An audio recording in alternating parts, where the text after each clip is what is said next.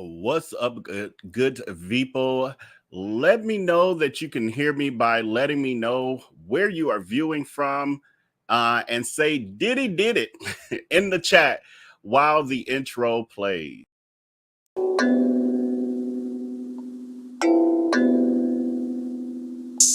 Ayy, poppin' like I'm supposed to. Watch out for the people that ain't close to. Speak a little something you could toast to. I ain't tryna hear about what you won't do. Moving like I'm into. Hit the ground running like the rent do. Speak a little something that you're into. I ain't tryna hear about what you been through. Like hold up, say what's the hold up. I got the pack, who got the roll up? I'm tryna pull up. It seem like every time I show up, it gotta go up. See the drip, they see the glow up. Oh, now they know us. See, it's funny how my pockets out of shape, but I fit for the flex. Clear the phone call, hit my chick with a text. Parlay through the bird with my drip from the jets. Save a couple hundred by your with the rest. I prefer my reefer with Henny and Coke. Please don't be stingy, got plenty to smoke. Show up and act up and back to the crib. I do not stun, I just rap what I live. Seem like they doing the most for the clout. Did what I said so they know what I'm about. Show up and act up and back to the crib. I do not stun, I just rap what I live. What's up, good people? Thank you for letting me know that you can hear me in the chat. I don't know. Okay, there we go. I see D Baby from DGA from Georgia. And hold on, I'm trying to pull everything together. There we go. Also, first of all, welcome, and bear with me as I get a few things together. But we're here, y'all. We here last night. We were live. If you were live with us, you know that we were live when the news was breaking that Diddy had been arrested in New York City. And so we kind of scrapped the original plan for the show and jumped on, trying to see what was being said in the media about Diddy and everything that was going on. And then today, I knew we would be getting more. There would be more developments, and there sure are. So his indictment was unsealed this morning, and the U.S. attorney from New York, Damian Williams, had a live press conference this morning where he listed out exactly what the indictment is regarding Diddy, and so we're going to get into that. However, what we're going to do, because it was already, I don't know, Saint Center, you're saying you're wondering if Vail is having tech issues, and this just came through. So are you experiencing tech issues? Because I should be fine, but can everyone hear me? Can everyone see me? Not another one, Vail. I don't know what that means exactly, friend, Daryl. Can y'all hear me? Can y'all see me? There is Vail. I don't know what that means. That must be a typo. Okay, you can. Thank you so much, Jennifer, because the comments are throwing me off. I'm like, what's happening? I ain't want to keep talking. Okay, no issues. All right. Something's going on. Maybe they in. Okay, so yeah, the press conference was had this morning. Unfortunately, I wasn't in a position where I could come live with y'all. I wish I was, and I wish I had been thinking in advance because I would have planned better. But anyway, there is still another press conference that is due to happen this afternoon. From what I was told, at 2:30 p.m. Eastern time, we should expect another conference. And this one should be possibly his attorney after his arraignment, where we get to find out. For one, they've already stated that he's going to be pleading guilty. I mean, not Freudian slip. He should be pleading guilty because he is. Allegedly, who knows? Well, we do know, but you know what? I gotta play neutral. I gotta say I'm neutral. But anyway, he's gonna plead not guilty, is what his attorney is saying. But his attorney will come out after the arraignment. At that point, we'll find out if Diddy will be held until his trial or will he be let out on bail. So that's kind of what we're waiting on now. But in the meanwhile, I'm going to update those of us who weren't able to watch this morning and haven't been able to follow it today thus far. Some of y'all, it's lunchtime and y'all getting to see what happened. What happened? I missed it. I was working. We'll let you know. And so I'll cover some of that. While doing that, and you'll see me glancing to my right here and there. And that's because on my other monitor over here, we're doing a live watch. And now they got the dog out. The dog wasn't out before, security with the dog. So maybe they saying 2:30 Eastern time. So we got about 20 minutes if they're on time with this. But this is where we're waiting on the press conference to happen. But in the meanwhile, I will go over some of the facts that we have learned thus far in regards to this situation with him. And then just a reminder, because I didn't do no housekeeping. Thank you to the 93% of you who've said that you have shared and liked this video. Please, if you have not as of yet, please hit that like button and share this video. Sharing is caring, and it is free to you, but it is invaluable to me and the growth of this platform. So thank you in advance. So we're waiting for that in the background. So while we're doing that, I'm gonna go ahead and take that off screen for now. Just know that I got it in my peripheral. So as soon as they pop on, we're gonna jump on to listening to that press conference. I think I want to wait because it's so close. I do have the earlier press conference. Okay, I'm gonna read this part and then we're gonna get into they might run a little late. Anyway, I'm gonna give you a quick little overview and then we're gonna start listening to the U.S. Attorney's press conference from earlier, and then if we got to cut it off, we'll cut it off and come back to it. So what we know about Diddy's arrest. The music mogul was arrested yesterday at the Park Hyatt Hotel on West 57th Street. And in a federal indictment unsealed today, Combs was charged with racketeering, trafficking, and transportation to engage in paid acts of adult happy fun time. Well, not happy fun time for some of these people because they were forced into it from what they're saying.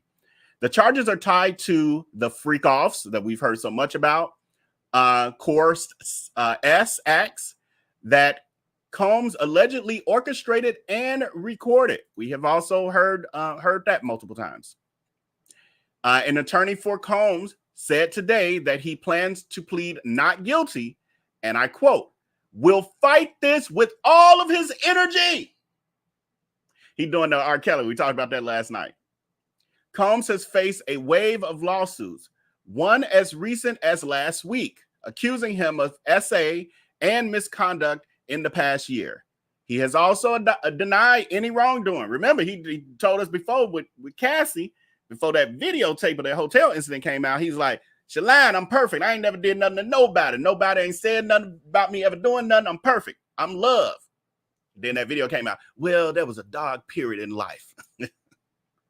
You gotta love it. Okay, so I'm gonna play I'm gonna play the press conference we're gonna see from this morning with U.S. Attorney Damian Williams talking about the charges against Diddy and how they arrived there on the levels that he could tell us. Here we go.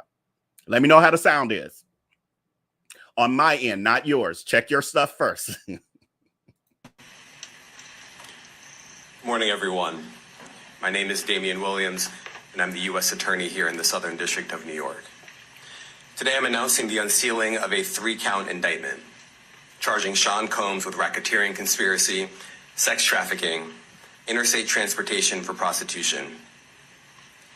The indictment alleges that between at least 2008 and the present, Combs abused, threatened, and coerced victims to fulfill his sexual desires, protect his reputation, and conceal his conduct.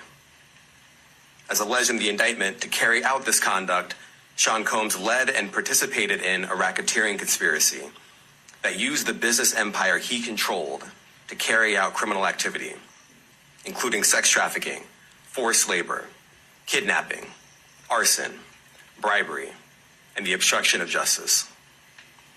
Let me say a little bit more about the charges. The indictment alleges that Combs abused and exploited women and other people for years, and in a variety of ways. As alleged, Combs used force, threats of force, and coercion to cause victims to engage in extended sexual performances with male commercial sex workers, some of whom he transported or caused to be transported over state lines. Combs allegedly planned and controlled the sex performances, which he called freak-offs, and he often electronically recorded them. The freak-offs sometimes lasted days at a time, involved multiple commercial sex workers, and often involved a variety of narcotics such as ketamine, ecstasy, and GHB, which Combs distributed to the victims to keep them obedient and compliant.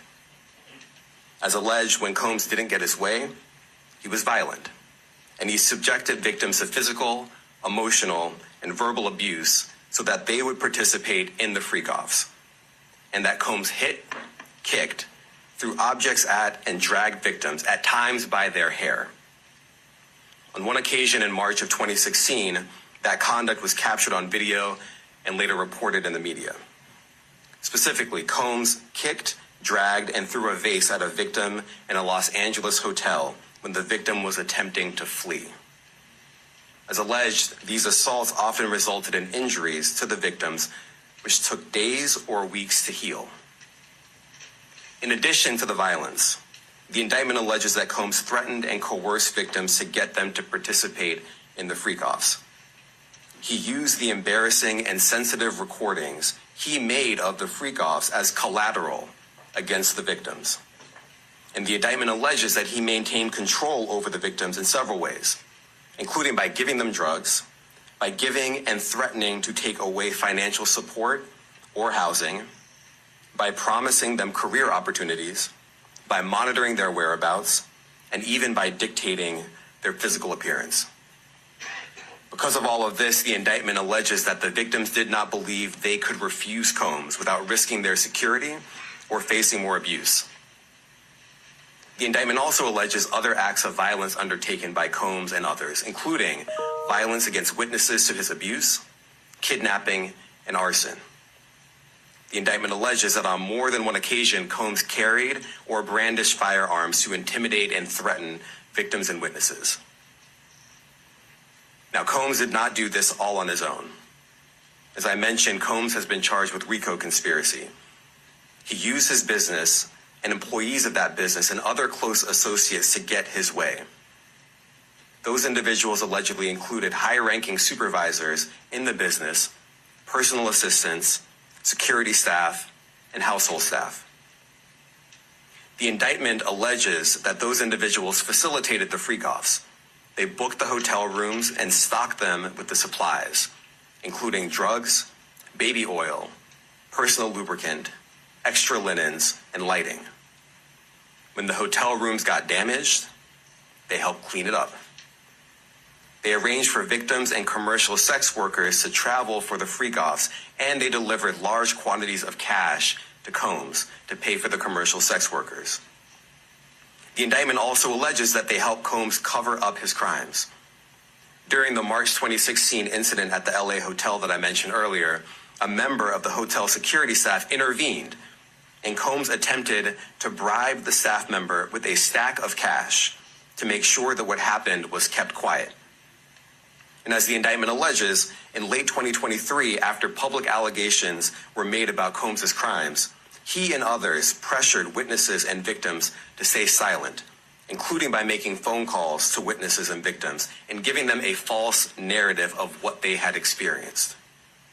And as alleged, Combs used others to help conceal his abuse by monitoring and preventing victims from leaving a location in order to hide their injuries, or by locating and contacting a victim who had attempted to flee. As part of this investigation, in March of this year, special agents from HSI executed search warrants at Combs' residences in Miami and Los Angeles. They also executed a warrant for Combs' electronic devices. During those searches, agents seized evidence of the crimes charged in this indictment. They seized firearms and ammunition, including 3 defaced AR-15s and a large capacity drum magazine. They also seized evidence of the freak-offs, electronic devices that contain images and videos of the freak-offs with multiple victims. and they seized cases and cases of the kinds of personal lubricant and baby oil that Combs' staff allegedly used to stock hotel rooms for the freak-offs, more than 1,000 bottles altogether. Here are some of the items that we recovered during the searches.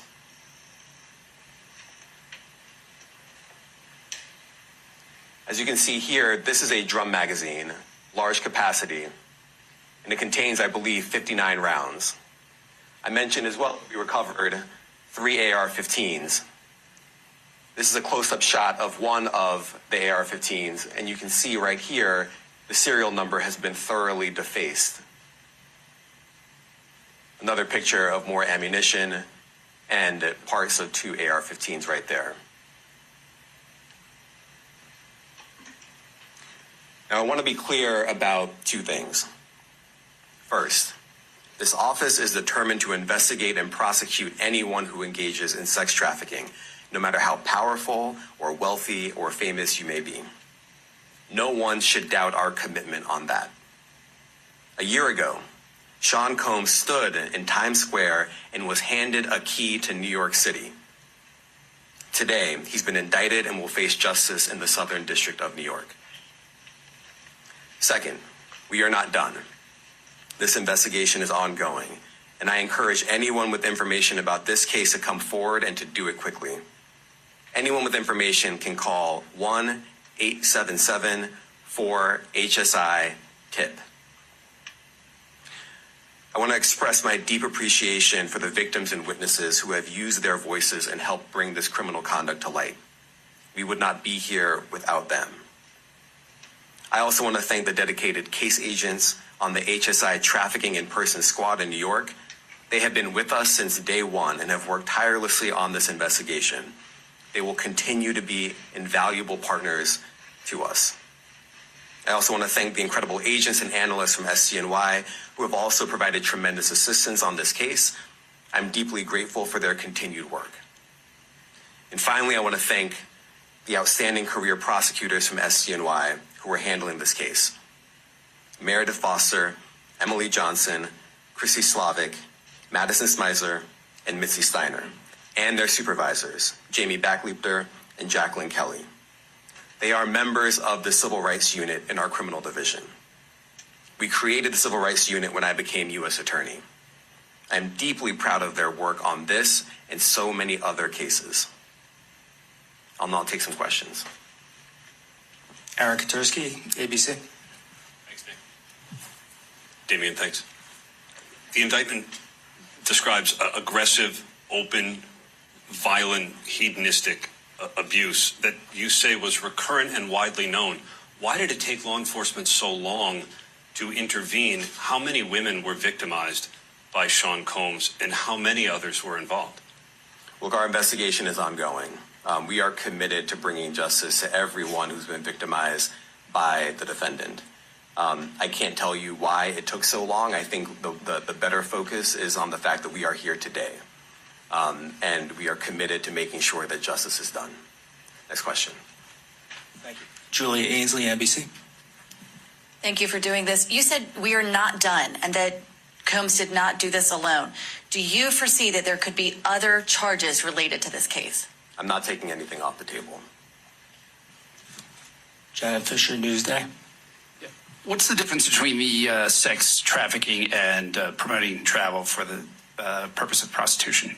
Well, there are different crimes with different elements. I don't think we should get into the nitty-gritty of the legal discussion right now, but the sex trafficking, we believe, they're all serious offenses, but the sex trafficking conduct carries some significant penalties, and we are gratified that we were able to bring that charge. Is one more coercive than the other? I'm not going to be able to get into that, but you can look it up, and yes, sex trafficking, especially when it involves coercion or force, is a very serious crime, and it carries significant penalties. Good afternoon, Darla Miles, ABC 7 New York. Thank you for this press conference and for the details. 2 questions. In context of this indictment and the information that was presented to the grand jury, are you able to clarify the number of victims? it's mentioned plural in the indictment, but can you specify the number of victims just for this particular indictment? And secondly, can you provide details about the alleged arson? Unfortunately, I'm not able to provide either. The number of victims, you are correct. We are intentional in saying multiple.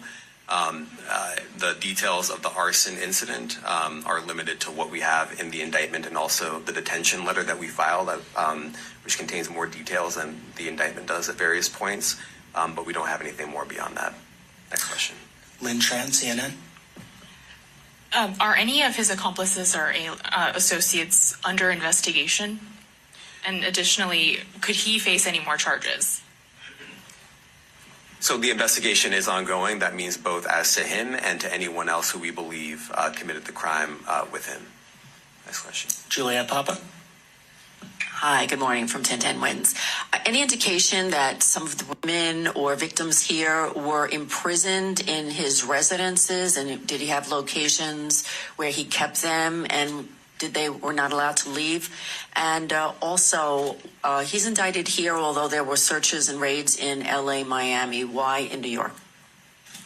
Well, I'm biased. I'm the U.S. Attorney in the Southern District of New York. I think that we have an outstanding track record of bringing some of the most impactful, sprawling, complex, difficult sex trafficking, human trafficking, labor trafficking, you name it. The Southern District of New York can do it, and so we're very proud of that. And so the scope and complexity of this investigation isn't something that we ran from. It's something that we embrace, and we will continue to do that. As to your question about whether he imprisoned anyone, all I can say is that, I mentioned this March 2016 incident where something was caught on video where a victim was attempting to flee, and there was violence that was associated with it. Was that at the residence or a hotel? That was at a hotel. Matthew Lee, Inner City Press. Thanks a lot. Does your office intend to seek remand, or are you reaching a bail package? And if you're willing, how would you contrast this with the R. Kelly case in EDNY in terms of the elements? Thanks. So we will be seeking detention. We have filed a letter laying out our reasoning for seeking pretrial detention.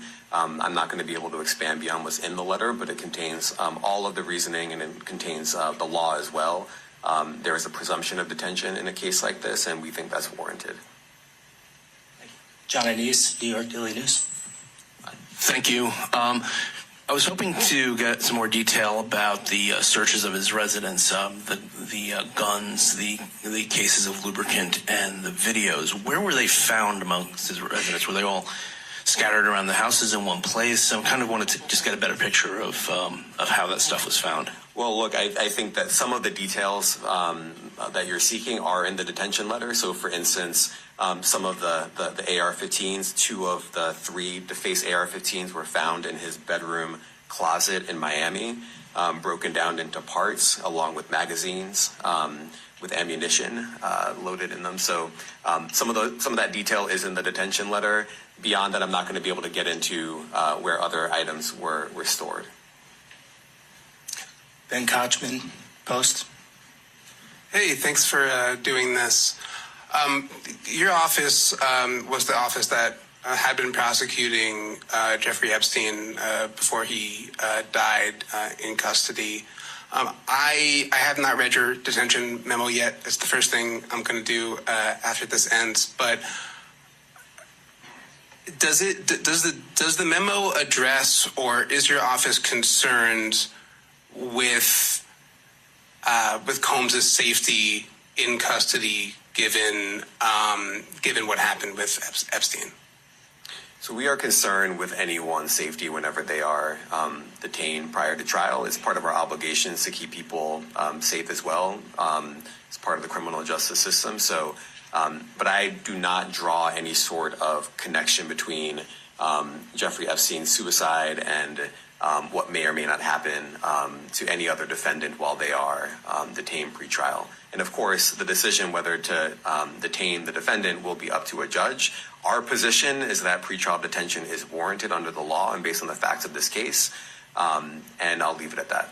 Are some of the prosecutors on this case some of the same prosecutors that had been handling that, or that worked on the Maxwell case? So I'm not going to get into the staffing. I will say that this team, this group of AUSAs, this incredible group has been working on this case around the clock, and they've had their hands full. Next question. Gus Rosendale, NBC News. Good morning, sir. Combs' attorney said that his client has been cooperative with investigators. He said that this morning. I was wondering if you would have a reaction to that. Let me just say this. I think that generally with increasing frequency, the word cooperative or cooperating has taken on tremendous elasticity and no longer really bears any relation to what the word means when we use it in a very specific context. So responding to lawful process and the like does not qualify as cooperation when we use that term here. Mike Sisak, AP. Thanks. To that end, was there any discussion of Mr. Combs surrendering? I understand he was taken into custody at a hotel in Manhattan last night, and maybe that wasn't the plan. Can you elaborate on how that came about and why that was? I'm not going to be able to get into any sort of operational details as to how he was taken into custody and when. He is in custody right now. He will be appearing in court later today. Was there any discussion of him surrendering, given they claim he's cooperating? I'm not going to be able to get into law enforcement tactics or operations.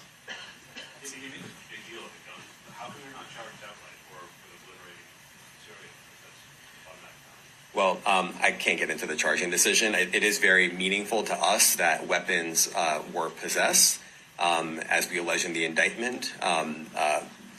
Part of the reason why this conduct was so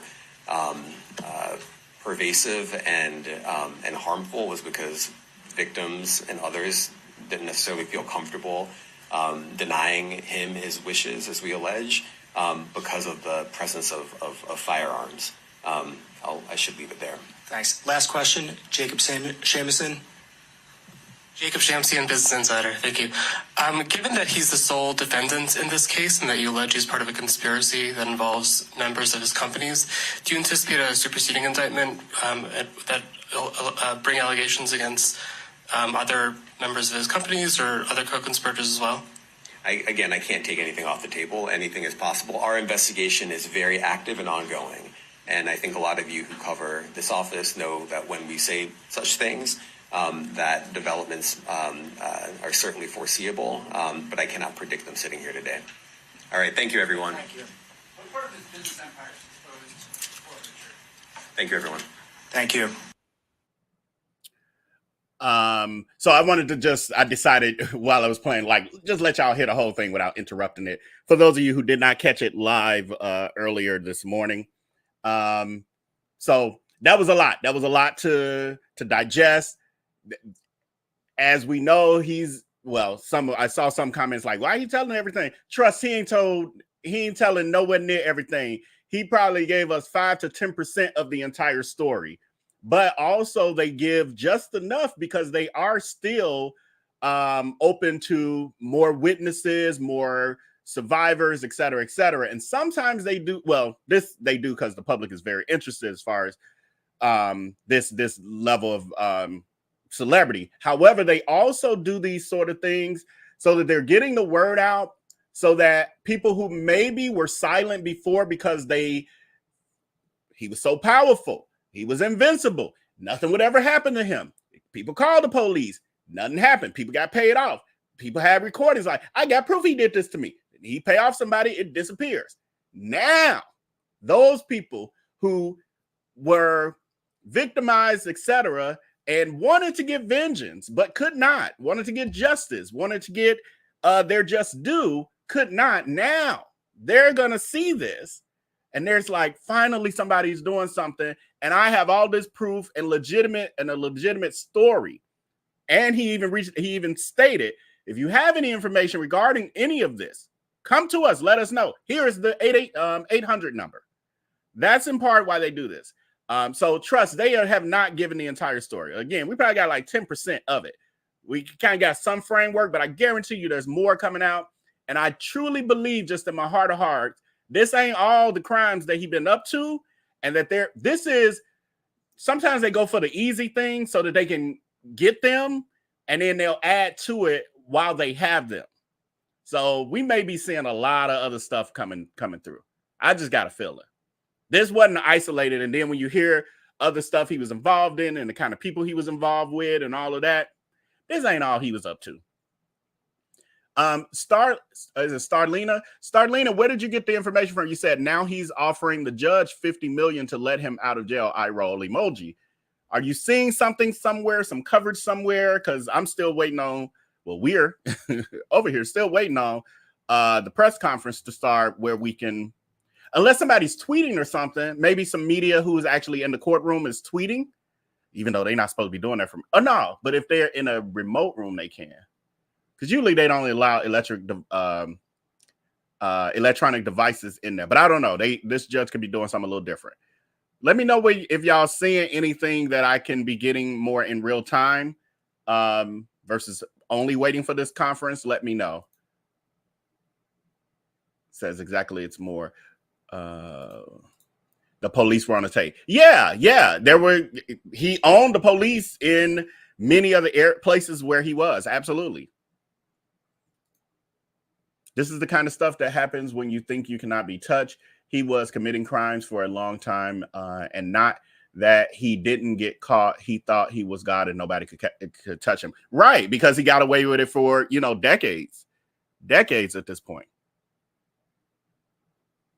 Who is they? Okay, so Chocolate said something that you said, yes, they're reporting it. Oh, but you didn't say where. Where are they reporting this, friend? They'll check to, okay, I see Jules is saying, okay, Willie D is talking about, okay, I can't play another YouTuber though. They'll check TMZ. All the details are there regarding the 50 million. Okay, let's go over here to TMZ. Should have known they got somebody in there.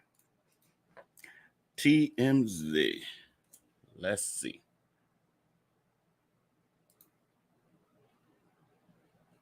First thing you see is Kim Kardashian. Who gave it?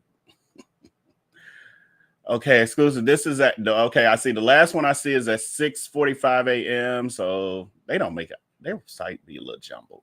Hold on, y'all. I'm trying to figure it out. Let me share the screen. Maybe y'all can help me navigate. I got some other stuff to share with y'all until this press conference starts. But if we can get more real-time updates on what's happening in the courtroom. Because this is from today at 6:34 a.m. That would have been before the court hearing.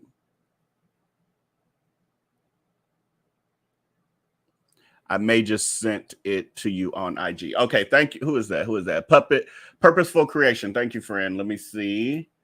Thank you for easing my load, friend. I appreciate it. Let me go to my messages over here on IG. Did you say I may? Oh, I may just send. Oh, you haven't sent it. Yeah, so if you can do that, because I don't see on TMZ, it's like I got to navigate through. I'm seeing stuff, but it ain't. Oh, Lord, did I just put my DMs up there? Okay, we got the commercial S workers. We know about this. Do they have other art? We know about that. What's this? We know about this. Okay, this is. What is this? No, that's from his son. He's expected in court today.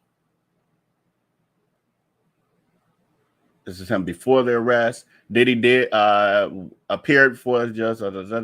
So just before the arrest, TMZ broke the story that Diddy was arrested Monday night at the Park Hyatt Hotel in Midtown Manhattan, where he had been staying. Law enforcement sources told TMZ. Blah blah blah blah blah blah blah. You Purposeful Creation saying you thought you sent it. Let me get off my hold on. Let me unshare.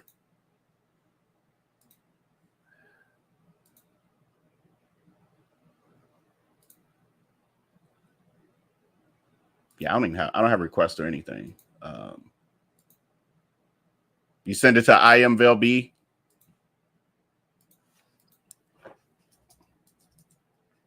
Or you can send it to, well, I don't know if you're on Telegram.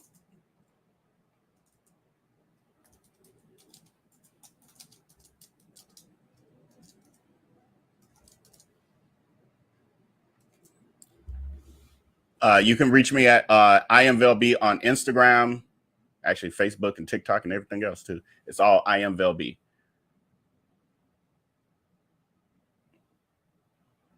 Okay. Came to me as an alert. Title says Diddy bad boy wants. Okay, so let me, if that was TMZ, let me just copy this. You would think it would be their headline if it's the most recent story, but TMZ, I don't know. I always get confused with the way they tend to lay out their stuff. Okay, I see it here from 58 minutes ago. Right. You would think that would have popped up before the article from 6 a.m. Okay, so here it is. Thank y'all for this. Here we go. Let's pull it up.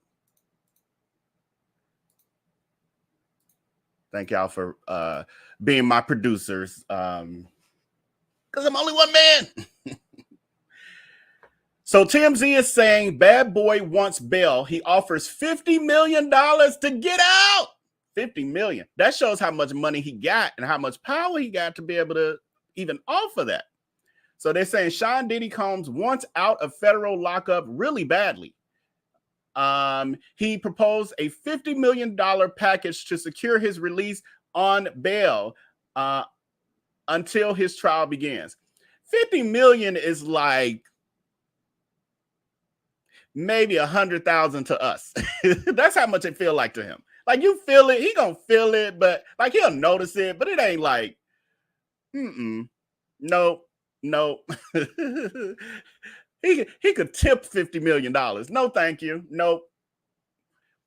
Diddy's team filed the offer with the federal court, and it's an impressive offer in terms of the assets he is willing to lay on the line.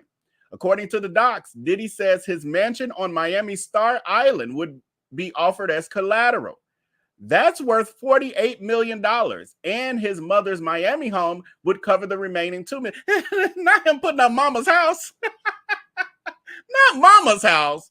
I guess he really, I would hope he wouldn't put mama's house up and then have her homeless when he runs away. Not mama's house. No. He gotta put up mama's house before, and he ain't got no Rolls Royces and Bentleys and some other vacation houses. You gonna put up mama's house? But maybe that's to prove how serious he is. Like, I'm even willing to put up my mama's house and make her homeless. I'm telling y'all, I ain't gonna go nowhere. I'm gonna sit this out. I promise I will. You put up mama's house. He's also willing to have his travel limited to Florida, New York, and New Jersey. Sounds like fun to me. No. Presumably, he would live in Miami and travel to New York, to the New York area to face trial. Diddy says he is willing to wear a GPS monitor so the feds can track his whereabouts. He could put that on one of his mules, though. One of his freak off people. He's manipulated before. I don't trust him. I just don't trust him. I'm sorry. Interestingly, Diddy said he's been prepping for the day he was arrested because he knew it was inevitable. Because he paid off the remaining $18 million he owed on the Miami home, so he'd be able to offer it as collateral. So he paid his house off to be able to say, it's owned free and clear. Please use it as my collateral.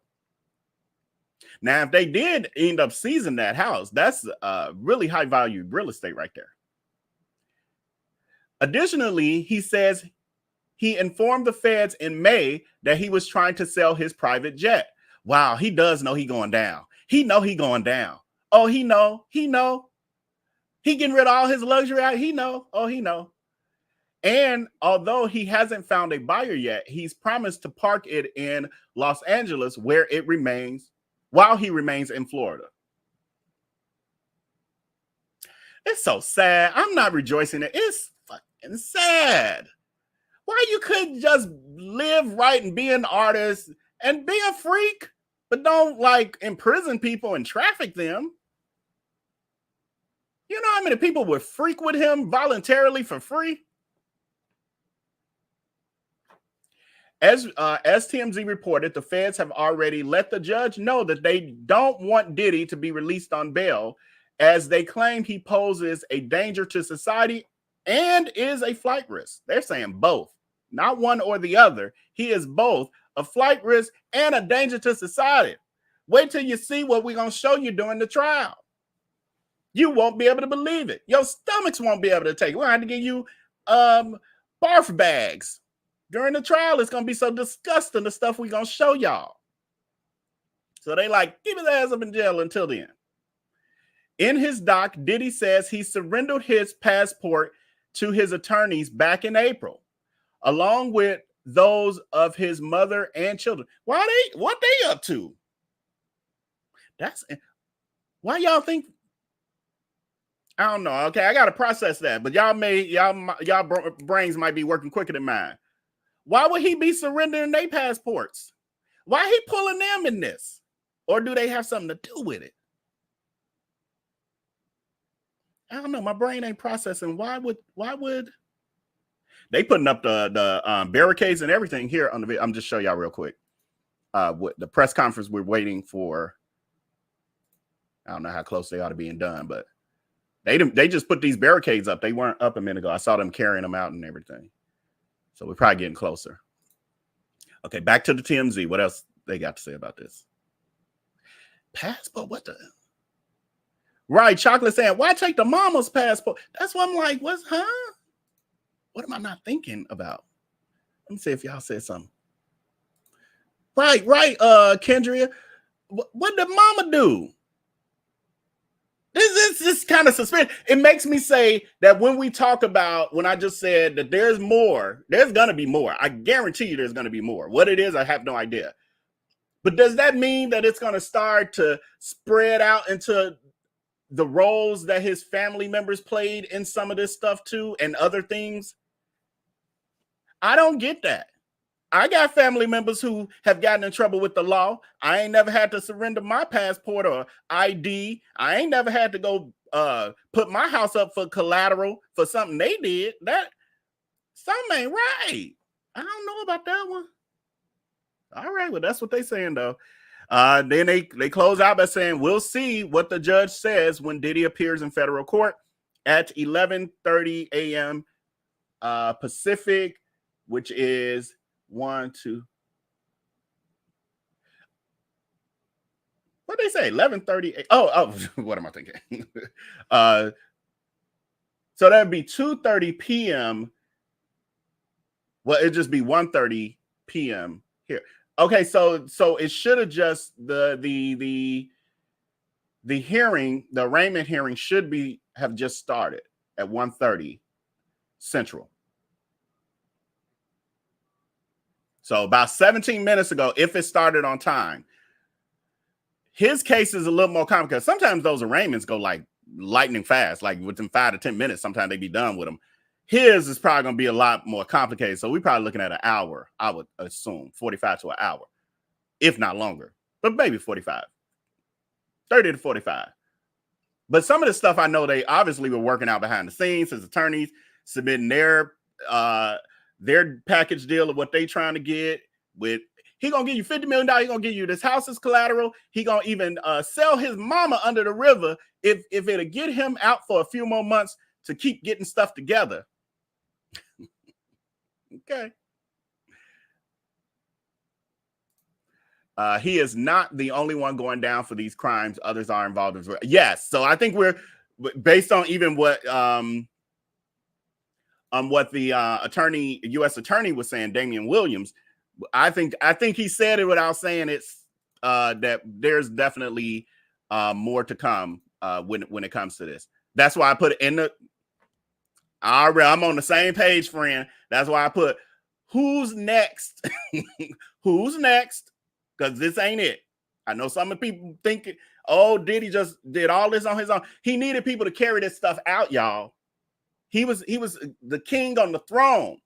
Yes, he was orchestrating it all, but he needed people to carry it out. It's like the Tim Norman thing. Tim Norman didn't pull the trigger on his nephew, but he orchestrated everything else around it to make it to get that end result. So that's what we're talking about here. So those people got to go down too.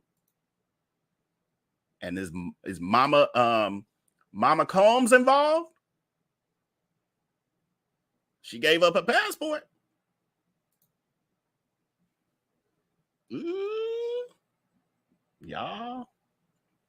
Exactly what did everyone know, but why a 1-year-old? Oh, why his baby as well? Yeah, who knows? I mean, yeah. Probably doing it to be extra. Like, no, I'm serious. My entire family, here's everyone's passports. Wait, the next round of indictments come for. Wait till the next, wait till the next round of indictments come forth. Absolutely. Maybe he wants them to think he isn't a flight risk if his family can't leave with him. But I can see that. That's a good point, D baby. That's a really good point. I also believe that some of them are going to be implicated as well, though. Now they may be able to get all. Wait, they can't force your family to testify. Do it. This is going to be interesting. I don't know. Diddy made the same mistake rich people make. They mistake money for power. Yep. They don't know what true power really is, but they will find out. Absolutely. Right. First the mama house, now her passport. This is interesting. It's very deep. Yep. Family, his employees. Yes. And I can see, because I've heard, I've heard rumblings in the rumored, streets that, people be trying to say like stuff in his mama name, blah, blah, blah. Like maybe she know more or got more to do with it than, meets the eye. Please don't tell me that she had knowledge of his actions and even had these freakouts at her house. Yeah, we'll see, friend. We'll see. Yeah, they probably are in court now, I'm assuming. And the barricades are up. That the media actually, they changed their positions because they weren't here. They were at a different door, I think, because they didn't have a stairway, I think. I don't know, y'all. I had to look back now. But it looked like they changed positions completely. So it should be at any moment now, because now they're off of a staircase. Mom may try to take something out of the country and hide out because she's guilty as well. Well, we'll see. That's that's alleged. We don't know for sure yet. Didn't all the children, I guess, have to give up their passport? Yeah, I don't know if they had to, but he's saying he did. Lawrence B is saying, you think his sons will be next? I mean, they are adults. They were handcuffed briefly during the raid. What was his son? Christian. What did he go to? What did he have? He had some kind of issue. Was it earlier this year, wasn't it? Or last year? I forgot what that was about, y'all. I think Christian Combs may be named. He has been antagonizing the feds since the first house search. Just foolish. Okay. Yes. So I don't know. For some reason, it just seems like Christian on something. Says, why is he seemingly trying to take his mom and kids down with him? I smell some mass potential to throw his people under the bus. I mean, that would never work in a situation like this, because people know that he would definitely be the ringleader of anything that would be happening. I don't know if that's him trying to, these are all assumptions right now because we don't have the full facts. So, and I don't quite think he's necessarily trying to throw them under the bus. I feel like he may be trying to use them as a ploy for sympathy from the court. Like, even I give you my mama's house. I'm willing to tell you I'm so serious about not running away. Y'all know I wouldn't make my mama homeless. It's that, like, that's where I'm coming more. That's what I'm feeling from it. And my kids, like, I think that was D Baby who said, maybe to prove that he won't, I won't leave the country because my family can't leave. And I would never leave them. They my hearts, all of that. I feel like all of this, what was mentioned in regards to his family, is used for sympathy for the court. But I don't look at it like he's trying to throw his family. Like, I didn't do it. Christian did it. Even before he was born, it was the spirit of his biology within me as my body was creating the sperm. It was possessing me, and then he came out, and then he took over. Like, that ain't what because you got to keep in mind this stuff was happening before his kids was born too. So, yeah. Okay, I had started some questions earlier. So what I'm gonna do is I'm gonna read the start questions that I started while we were watching the first press conference, and then if they haven't started by then, there's been some great coverage by a journalist. Like, he needs a shout out. He's so damn good. What's his name? David Lee, I think it is. Over with NBC News. He just been laying it out. Let me see if he got any updates. He might have updates. I was reading them. I read a few of them earlier, but he's even updated more. Okay, nice. The last update he gave was 35 minutes ago. I'm sure he's probably in the courtroom as well. So anyway, I'll be reading his post that started at 8:15 a.m. If they're not ready by the time we get to our comments. He's definitely a flight risk. Yeah, he has money, he has power, he has influence. And when you get to a certain level of wealth, especially when you start talking about billionaire, even multimillionaires at a certain place, I don't know, maybe 10 million plus or whatever, the world becomes your oyster. Those people don't look at, especially when you got when you definitely talking about the hundreds of millions plus, those people don't look at their home as being a city, a town, even a country.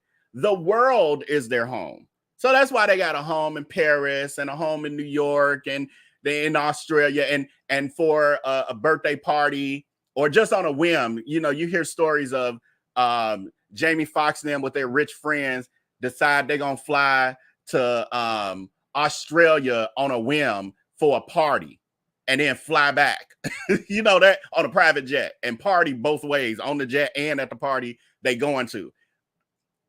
It's different. They go fly out of the country to a gathering like we decide to go to our downtown areas to go to a nice restaurant. It's different. It's a different kind of life. And that's why they also don't care who, they vote for power over substance and all that. So that's why you'll see a lot of them when they become wealthy, and those who look like us who will be voting for Trump and stuff, because all they really care about is the money, the bottom line. They don't care that Trump literally has said he wants to take us back 300 years in America because he don't have to live here. And I ain't saying he one of them, but the 50 Cents of the world, because 50 Cent is one of them who's promoting Trump. 50 Cent ain't got to live here. If they decide to start slavery all over again, 50 Cent's like, all right, I still got a tax cut. Bye. I'm gonna keep my money over here for my tax cuts, but I ain't gonna live over here because I ain't gonna be enslaved. So I'm gonna go on over here to wherever. They look at it differently. I learned that a long time ago. I was like, wow, that explains a lot. That's why they don't really care about. We be like, well, what about the social services? What about those in need? Blah blah blah. They don't give a damn. They don't care. They don't have to deal with that. They don't live everyday lives like we do. Sharon is saying that Diddy knew this was coming. That's why he was trying to sell his home. Skip Town. This is a prime example of seeds that you sow, you will also reap. Yes, absolutely. But what we're getting from what his attorneys are saying now, who, we're going to take that with a grain of salt because we know they got to present a certain position. What we're getting from that is that Diddy was actually trying to sell off some of his assets. I guess the plane. They didn't mention him selling the house. They mentioned him trying to pay off the house, but was for him to be able to have the millions of dollars to be able to present a good case for them being able to let him be free until the trial. Okay, the camera's moving. Is somebody coming out? No. I mean, people are coming out, but they ain't got nothing to do with the case, I don't think. Unless they probably... No, it's not a bunch. Well, there's more people coming out. Hold on. There's people with a bunch of stuff. Hold on. Hopefully I can get it on the screen quick enough. Oh, Lord. I got to close some of these. There we go. Oh, they gone. Too late. Yeah, I'm starting to see more people walking in the frame, though. I'll do this for now. I'll read the comments while we keep that on the screen. Watch Diddy use the excuse that they are trying to take down rich black man. Possibly. Chocolate's like arson. Yes. So one of the things that they were talking about was arson. What I gather, and this is just from the little bit of information that I have, paid attention to over the time that all of this has been coming out, is that they may be talking about when he set the rapper's, was it the rapper Shine's car on fire because he thought, well, I guess Shine and Cassie were talking. And so he set his car on fire. I think that's what they're talking about when it comes to arson. So there's like proof of this. So again, these are stories that have been around forever that nothing came of it. Shine knew. They knew because it was all to stop him from talking to Cassie. Oh, Kid Cudi. Thank you. I'm so bad with it. Terry's Tizzy is saying it was Kid Cudi. And now I'm on a different screen. But okay, yes. So they knew who did it, but the police at the time obviously didn't do nothing about it. So we're in a different place. That was the same sociopathic behavior. That was the same. Oh, I think in general, when that comment came through, it was about all the charges of the details of what he was doing with people and imprisoning them and forcing them to travel from state to state to, engage in the freak offs and giving them drugs and all the ketamine and keeping them impaired. Why didn't he mention the men that were victims as well? So I think you may have commented this before he got to that, because he did allude to there being men involved as well. This is going to be, I think this trial is going to be one for the century. Like, people still talk about the OJ trial. This OJ trial ain't going to have nothing on this one. What they doing with the camera? He must be adjusting or tightening something. Got the camera spinning around. This is unreal. Imagine having all that money and using it for evil. Well, the truth is, in the case of Janelle, in the case of Diddy, in my opinion, the money is what allowed him to have, to become so evil. I think the more money he gained, the more evil he became.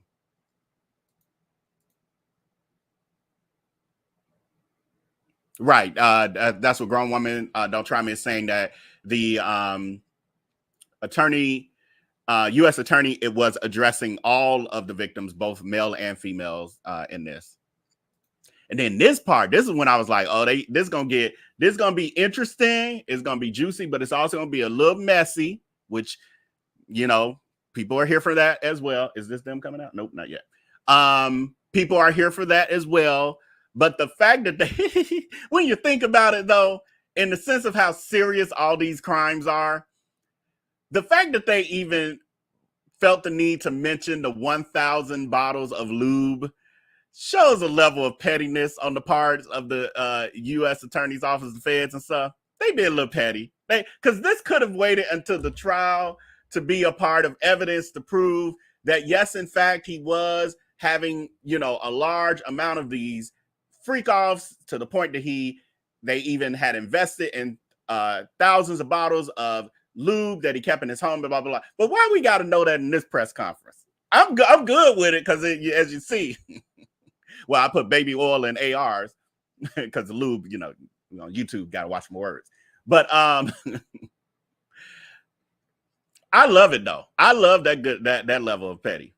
But over 1,000 bottles, could y'all imagine? How long would it take to get through 1,000 bottles of lube? Will Dudley is saying baby oil. It was baby oil and lube. He like them to be glistening. I don't like all that baby oil and stuff, because that be making it, it's too much work. You're sliding on each other and stuff. It's too slippery. You're trying to get a grip and you falling, and I don't need the baby oil.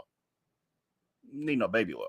But some people like the aesthetics of the baby oil, but it ain't very practical if you're doing a freak off.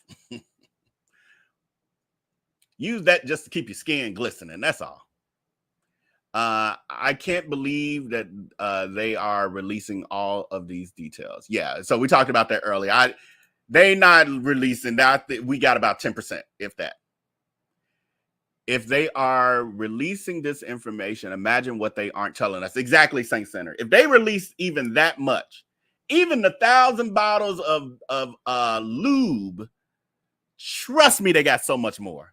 So much more. And like I said last night, when they went to this camera keep moving and keep making me think somebody's getting ready to come on. But when they went to raid his home, what are he telling them? Hold on, y'all. Damn, he said something. I got too much going on. Where's my sound?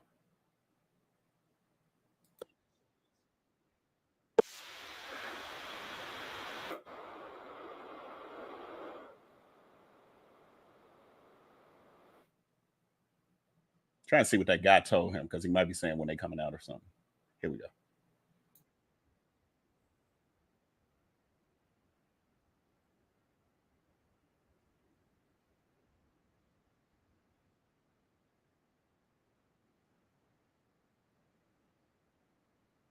Okay, it don't look like they look like they having a personal conversation or something. Shop talking shop. What was I? Right. So yeah, I know for a fact we're gonna get so much more. We're gonna get more as time goes on before the trial, and then at the trial it's gonna be even more. And it's very similar, because now I kind of been down this track with the Tim Norman trial. Over, was it close to a year? I think it was, or it was a year that they were preparing for trial. We were getting bits and pieces of the story and evidence and all kind of stuff was coming out over time. But still, when we got to that trial, we weren't ready. we thought we knew what was happening, but we still were not nearly as informed. They had again given, and it seemed like we had text messages, we had video photo evidence, we had all kind of stuff. And when we got to that trial, that stuff was just a little taste of what they really had. During the Tim Norman trial, they said they have 40,000 pieces of evidence. I think they released maybe, I don't know, 20, 30 pieces or something like that to us in the public before the trial. Evil people with money do evil things, and good people with money do good things. Money simply highlights who you are as a person, right? As the Bible says, the love of money is the root of all evil. Not money in and of itself, but when you love it, and you love it to that point that you'll do anything to have it, that's where the evil comes in. He had all of this detailed from security to lube to everything else. Yeah. The fans were watching him, I believe, prior to Cassie.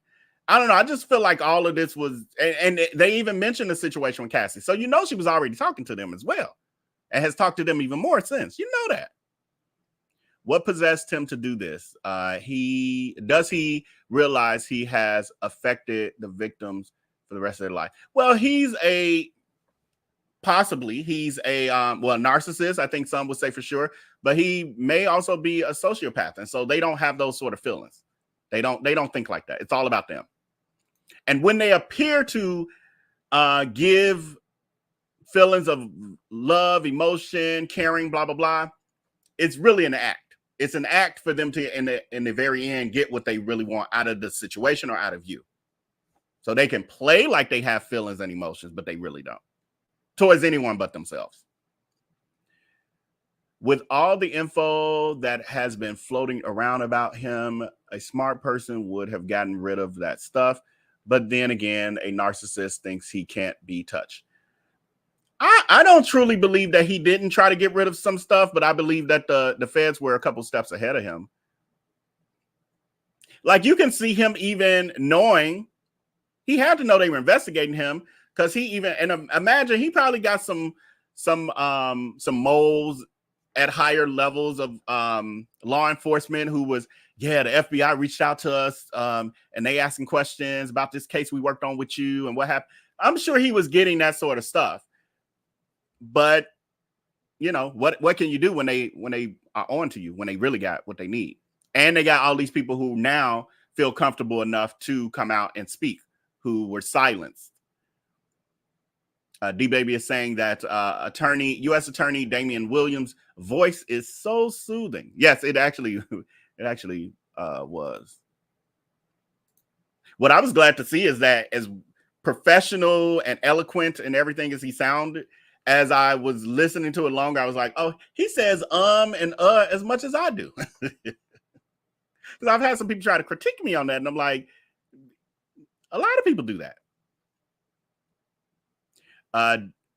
Did Diddy too arrogant to unalive himself? So in regards to the Jeffrey Epstein question that was asked, it was asked if they were concerned with, if Diddy is held, his safety from a perspective of, you know, making sure he is doesn't unalive himself, as allegedly Jeffrey Epstein did, if you believe that. I'm a part of the conspiracy theorist who believes that Epstein had knew and seen too much, so he had to be taken care of. I'm sorry. That's just how I believe. I don't believe that he took him alive. Let's ask Jeffrey when we we got to go to hell to ask him. But let's ask Jeffrey. Jeffrey, did you do this? He's gonna be like, no, you know I ain't do that. I was gonna try to get off. I had millions of dollars, hundreds of millions of dollars. I was gonna take this to the very end. But you got to keep in mind how many powerful people were on his fly list, how many had been to his island, how many had been perusing with them underage girls, that he was doing what Diddy was doing. But his market was underage girls. I don't know what, I think Diddy just runs the gamut, I guess. So yeah, Epstein had to go. He knew too much. And in order for them to try him, too much would have had to come out about people who are in power. Some of your faves. I hope Oprah was on the list too, but I ain't saying that she had nothing to do with nothing. Because some people could have just been like, there are people who went to the Diddy parties and they say, hey, I went there and I swear I didn't see nothing.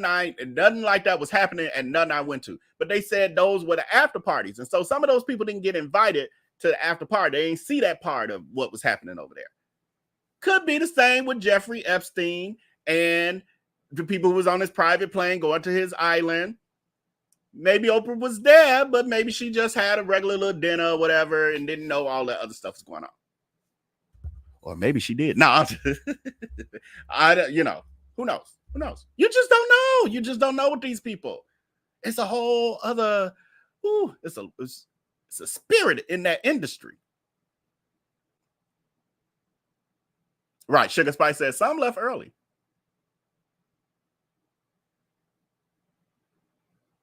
Alice is saying, I hope Tiffany Henyard is seeing this. Her number is coming up soon. Right. That's another one. To the bitter end. I ain't do nothing. I'm innocent. They lying. They jealous of me because I'm the first black woman and I'm a super mayor. All that. We're going to be covering her. Well, we still covering her too. I got to catch up because last week I had too much going on. And this week, same thing, really.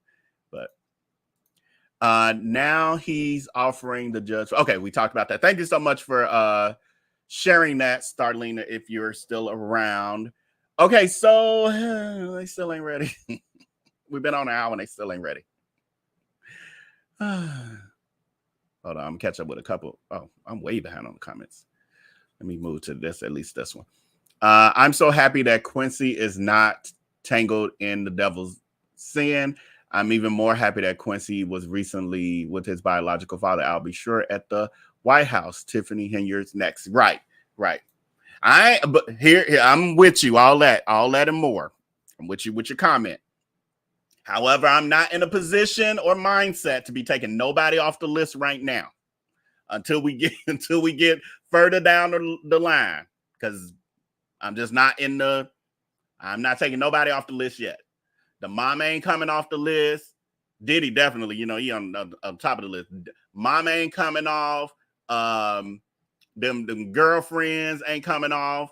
what's her name? Carissa from City Girls or whatever. She ain't coming off. She ain't coming off the list yet.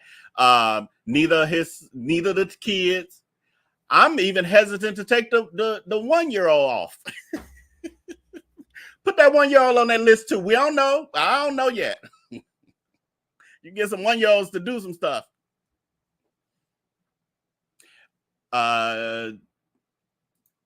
TD Jakes gotta be worried.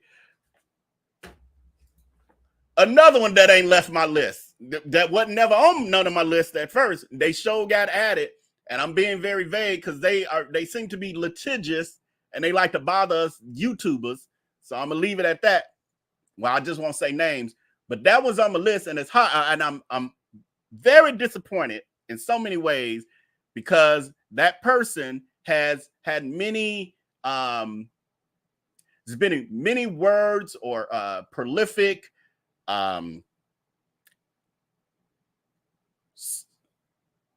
oh, sorry, y'all. My Amazon package is here. I don't want no porch pirates to get it. Hold on. And this thing is not cheap. Hold on, I'll be right back. Y'all watch the screen. I'll be right back.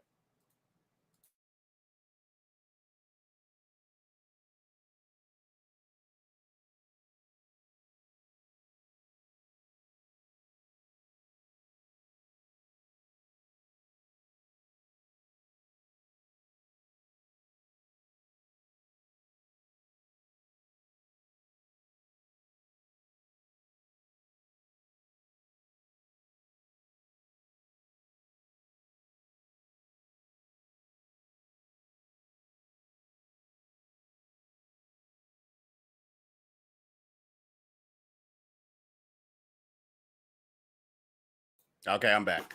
Could you imagine they just threw all this, all of this just throw right on the porch in front of the in the open.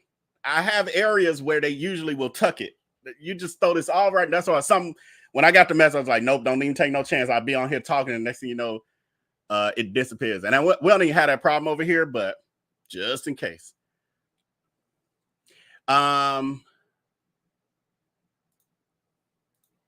Says I'm like, that was quick. Surprise, Vel didn't say talk amongst yourself. So I guess y'all. Okay, so I said, okay, if it started at 1:30 Central, it's almost 2:30. So about an hour. Like I said, I expect his arraignment to be more complicated and more involved than the average. I hope this don't be no 2-3 hours though.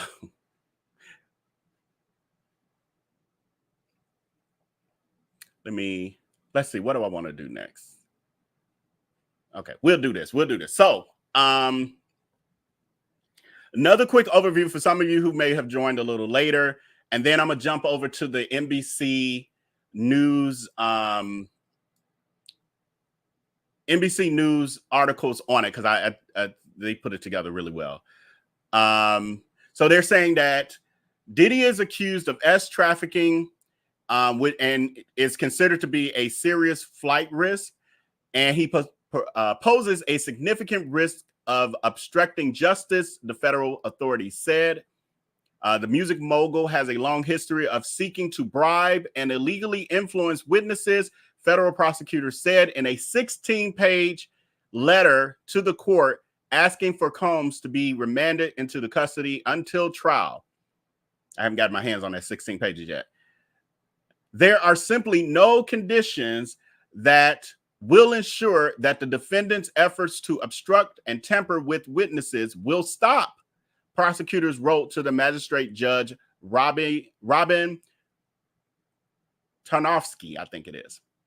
Prosecutors said they worry nothing could stop the defendant from acting out violently.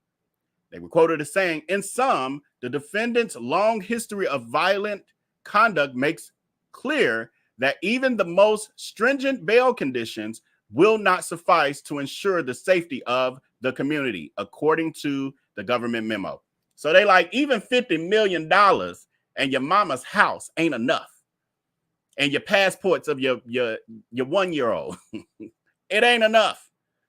So they're saying that with this, Sean Combs faces 15 years to life behind bars if convicted of all charges, allegedly making his flight a threat due to his $1 billion net worth. $1 billion net worth. And this what you do with your life? That's what you do with your life. Oh, here's another update from the NBC News. Let's see what this one's about. Here we go. So I'm going to share this. I'm going to take it off because all we're doing is watching a doorway with nobody coming through it. Well, not the people we waiting on. We're going to go over here to NBC News.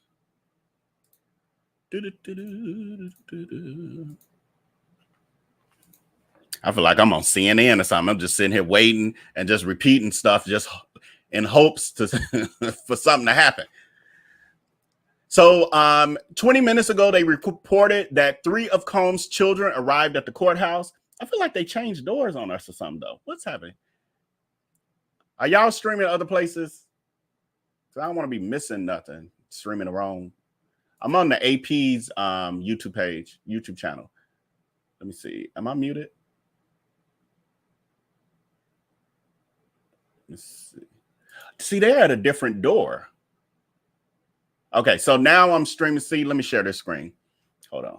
Let me do this first. Okay, so I really do feel like the news now. I got it on multiple screens. Like, just in case. Press conference watch 2024.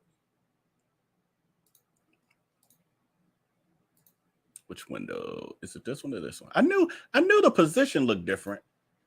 This is where I was at first. We were over here at first at this doorway. So this is where Law and Crime, the YouTube channel, this is where they're at. And that's where we originally were with the AP. But now AP has moved over here. I knew the doorway looked different because this has the stairs in front of it. So we're going to keep it on both of them. And y'all pay attention too. If they pop up on which one's the front door, Will, because I didn't flipped over, so I don't know which one you're talking about. The one with the stairway or the or this where I'm at.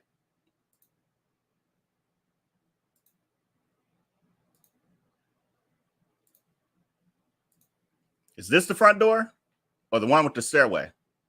Either way, we're coming off for a minute. Okay, so I got it on both, so we won't miss when somebody pop out somewhere. Maybe the kids must have went in through this other door. See, we missed that. We could have saw that. Now I'm gonna just share this. We're gonna read a couple of these articles, update ourselves. Okay, no stairs in the front. So the front door is the one with no stairs. So that's where we were. Why they move to the side? What's happening? I don't understand. Why they move and what's happening. Why the media at 2 different doors? Are they just? I guess they don't know. And just in case somebody try to sneak out through the other door, they like, we over here too. But anyway, okay. 3 of Combs' children arrived at the courthouse. This was 22 minutes ago. At least 3 of Sean Combs' children came to federal courthouse in New York City on Tuesday afternoon. 3 of his sons, Quincy, we were just talking about Quincy. See, I told you I wasn't taking Quincy off the list. I understand. I'm happy that he's reuniting with his father, his birth father. I'll be sure, but we can't take him off the list, unfortunately. And I heard he was at them parties. But Christian and Justin arrived at federal court at 2 p.m. Eastern. That would have been 1 p.m. our time, ahead of their dad's first appearance before a judge. So it probably did start at 1:30 Central. Because they got there at 1 p.m. Central. So we are about an hour and 24 minutes in to the arraignment, because usually those things start on time. Okay, so I'm going to go to the first article that our friends over here at NBC News did, because this David guy is doing amazing. Thank you for that update, David. Says Sean Diddy Combs' arrest timeline and what to know. Since November of 2023, Combs has been hit with a series of lawsuits in New York accusing him of SA, trafficking, and endangering in other criminal activity. Here are the lawsuits that were filed against Combs, as well as information about law enforcement investigators. Combs has denied all of the allegations individually through statements by his representatives. The first big hint that Combs would be facing serious legal issues came in November of last year when the singer Cassie, Combs' former romantic partner, filed a civil suit against him for alleged and physical abuse. That abuse allegedly ran from 2007 until Cassie left him in late 2018, according to the civil complaint. Cassie's actions then prompted Joy Dickerson Neal to come forward and file a suit against Combs, accusing him of rugging an essay while secretly recording that act in 1991. She was a Syracuse University student at the time. Then in December of that year, Jane Doe filed a lawsuit alleging that she was gained, worded, and trafficked by Combs and his business partner, Harve Pierre. What happened to that? What happened with the Harve Pierre thing? Because is he one of the people going to get added? I forgot all about that. The unnamed victim said the assault happened in 2003 when she was 17. She was 17, and Combs was 34. I'm stumbling too because I was trying to find this picture because that ain't the one. Here's some of the pictures from that complaint. This was her face is blurred out, but this is the young lady when she was 17 years old, allegedly, where they flew her from Detroit, met up with her like randomly. She was in some club or something. That night was like, hey, you should come with us. Come to New York, get on a private jet, blah, blah, blah. They got her on a private jet, flew her to New York, took her to the studio. She met Puffy, sat on his lap, took the pictures. Next thing you know, she was gained, worded, and then thrown back on a plane, flown back to Detroit, and just dumped. So I don't know what's happening with that case because I haven't been following this stuff closely. There's another. Let me finish this article first, but there's another new update. But let me wait. How long is this article? Okay, yeah, it's not that much. Oh, there is a fuller article, but we'll just finish this. And then there is Rodney Little Rod Jones, allegedly in a federal lawsuit in February of this year, that while working, he claimed that while working with producer Combs, he and his associates engaged in serious illegal activity. So you know he's turned. Combs' home in Los Angeles and Miami were raided by Homeland Security investigators in March of this year. The NBC News reported at the time, citing 3 sources familiar with the matter. Those raids were mentioned in the indictment made public today as quote unquote freak-offs. Freak-off supplies. Oh, they call them freak-offs. Supplies included narcotics and more than 1,000 bottles of baby oil and lubricant. They were seized. 1,000 bottles. 1,000 bottles. Stunning video surfaced on CNN in May of this year, showing Combs attacking Cassie in a 2016 assault she described in her lawsuit that he had said was a lie at first. His attorney had said on his behalf was a lie at first. And earlier this month, Dawn Richards, a former member of Danity Kane, a musical group that Combs assembled on MTV reality competition Making the Band, which I used to watch. I loved that show. Sued Combs in federal court, claiming he groped, assaulted, and imprisoned her and threatened her life when she tried to intervene in defense of Combs' then girlfriend, Cassie. I'm not surprised that Dawn is talking.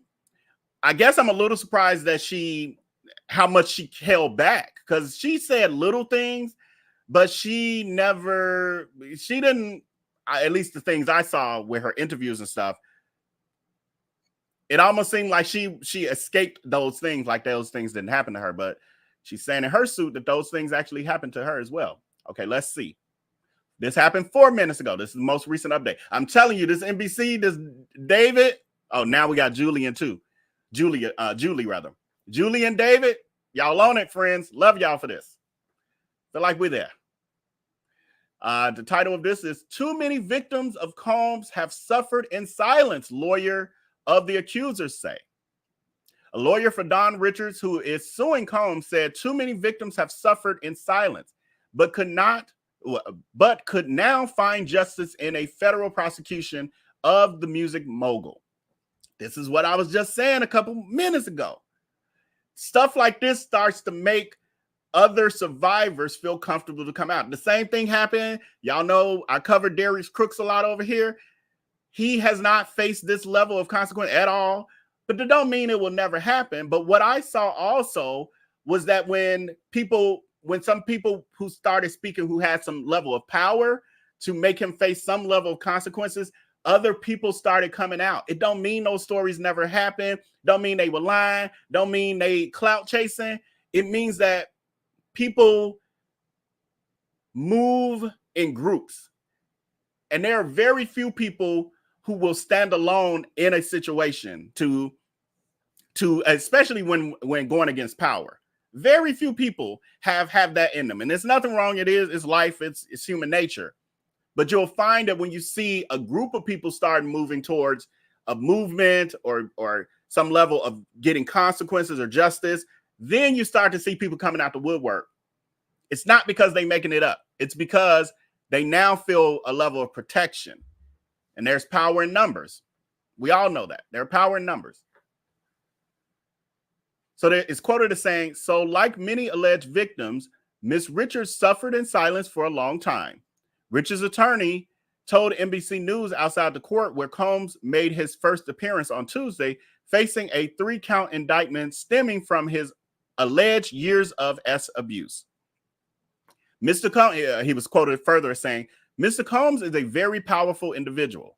It's very difficult to come out against someone like Mr. Combs." I literally just saying all this.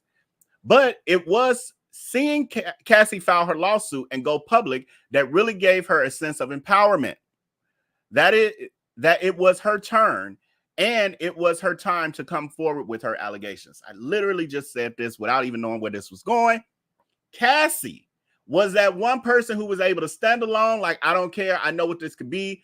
Y'all remember, well, some of y'all got selective memory. Some of y'all just wasn't around to know. But when Cassie first came out, the first couple days of however long it was, I forgot. She came out and within 24 hours, he settled. I forgot about that. But that day, first day, she was getting drugged by people. When you was with him and she lying, she just want money. She money hungry. And she with this man, they just trying to get his money, all that. They were doing all of that. If he was so abusive, why you stay with him for so many years? All of that. She had to endure that and stand alone. But what it did was open up the floodgates. And the next morning, because he already knew that he was guilty, they settled. And people saw how quickly he settled within 24 hours. And they like, oh, hold on. Something ain't right about this. You so innocent and she clout chasing, but you're going to settle with her within 24 hours? Or is it that the case and the receipts she got on you are so strong that you didn't want this to breathe another day? But it took Cassie to stand up.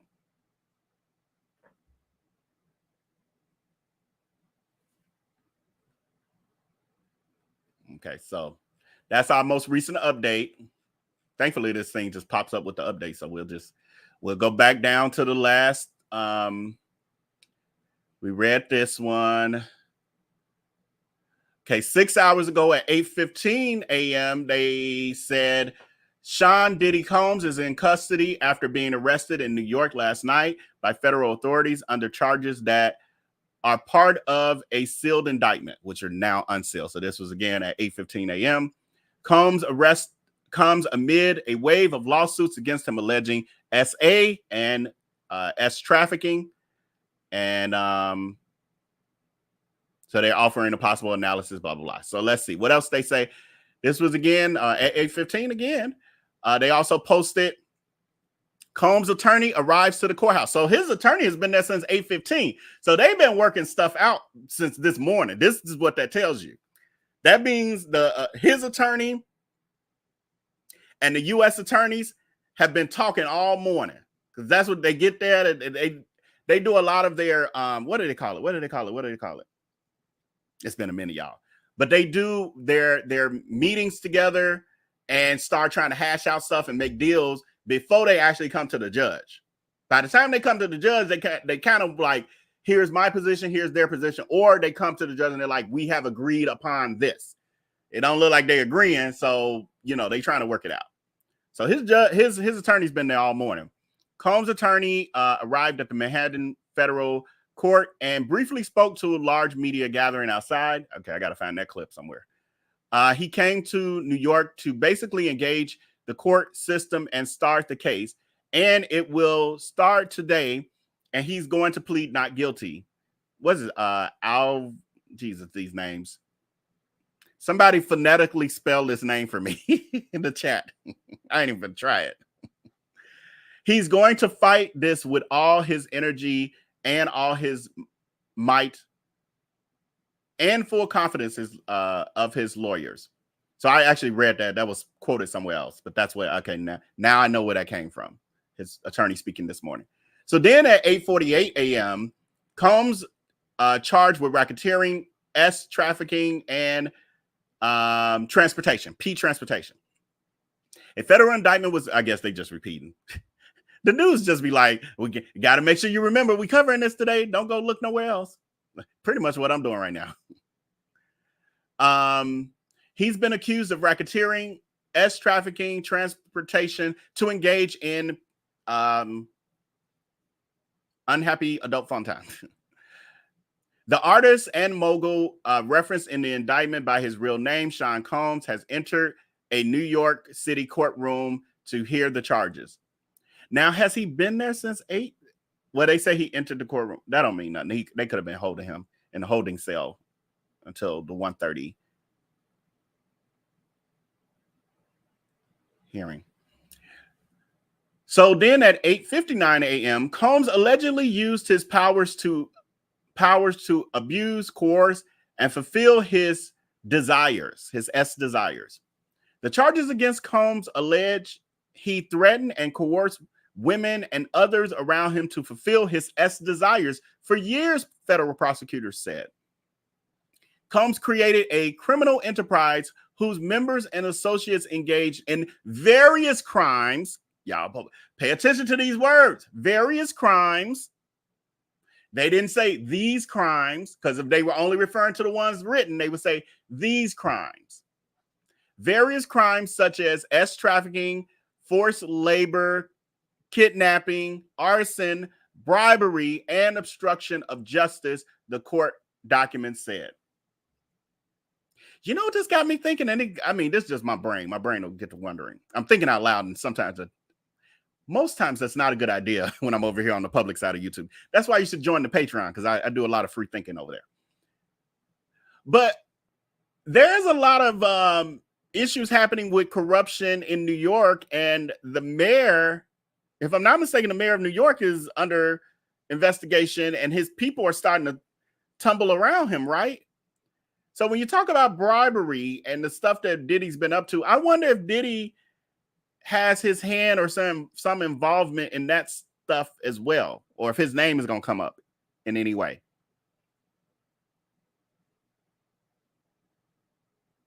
Interesting. Thank you so much for the super sticker, RN Smith friend. Let me find. There we go. Thank you so much for the super sticker, friend. I appreciate you. Okay, so then at 9, hold on, let me get back to the live chat. What a live chat? Oh, I'm already in it. At 9:05 a.m., freak offs. Oh, maybe I shouldn't be yelling at YouTube. Gonna get me. Another reason to join Patreon is patreon.com/IamVelB. We're unfiltered over there. I don't have to watch my language. I show you things that I can't show over here on the YouTube side. It's a whole thing. It's a whole thing. Federal prosecutors accuse Combs of forcing victims into acts that he allegedly called freak-offs, acts which he recorded for his viewing pleasure. Who was that? Wasn't that the Rod guy who said, oh, he got all that stuff recorded, he showed me? He also claimed that Stevie J was in one of them, but then later on it was proven that the one he claimed that Stevie J was in was actually not Stevie J, but he was actually a gay porn actor who from a blurry far could possibly look like Stevie J. But what that ain't doing for me, I ain't removing Stevie J off the list. Stevie J stays on the list because remember when Puffy's house was raided, Stevie was there. Which house was it? The Miami one, right? Wait, which one was it? Yes, the Miami house. When the Miami house was raided, Stevie J was there. And he talks about how close he is to Diddy. And when everything was really coming down, he was still like, but that's my friend and I'm there to the end. And this stuff ain't true. Stevie, that's because, well, allegedly, maybe, possibly, you on the list too. And you hoping that staying by his side, because you ain't got no real money, that's why you stand at his house. But you hoping that staying by his side means he might help you with your legal fees too. But he already having to put his houses up and stuff for collateral and sell his mama's passport. So he ain't gonna be able to help you, Stevie. You need to turn on him like everybody else. I believe you're gonna be on the list, Stevie. Possibly, allegedly.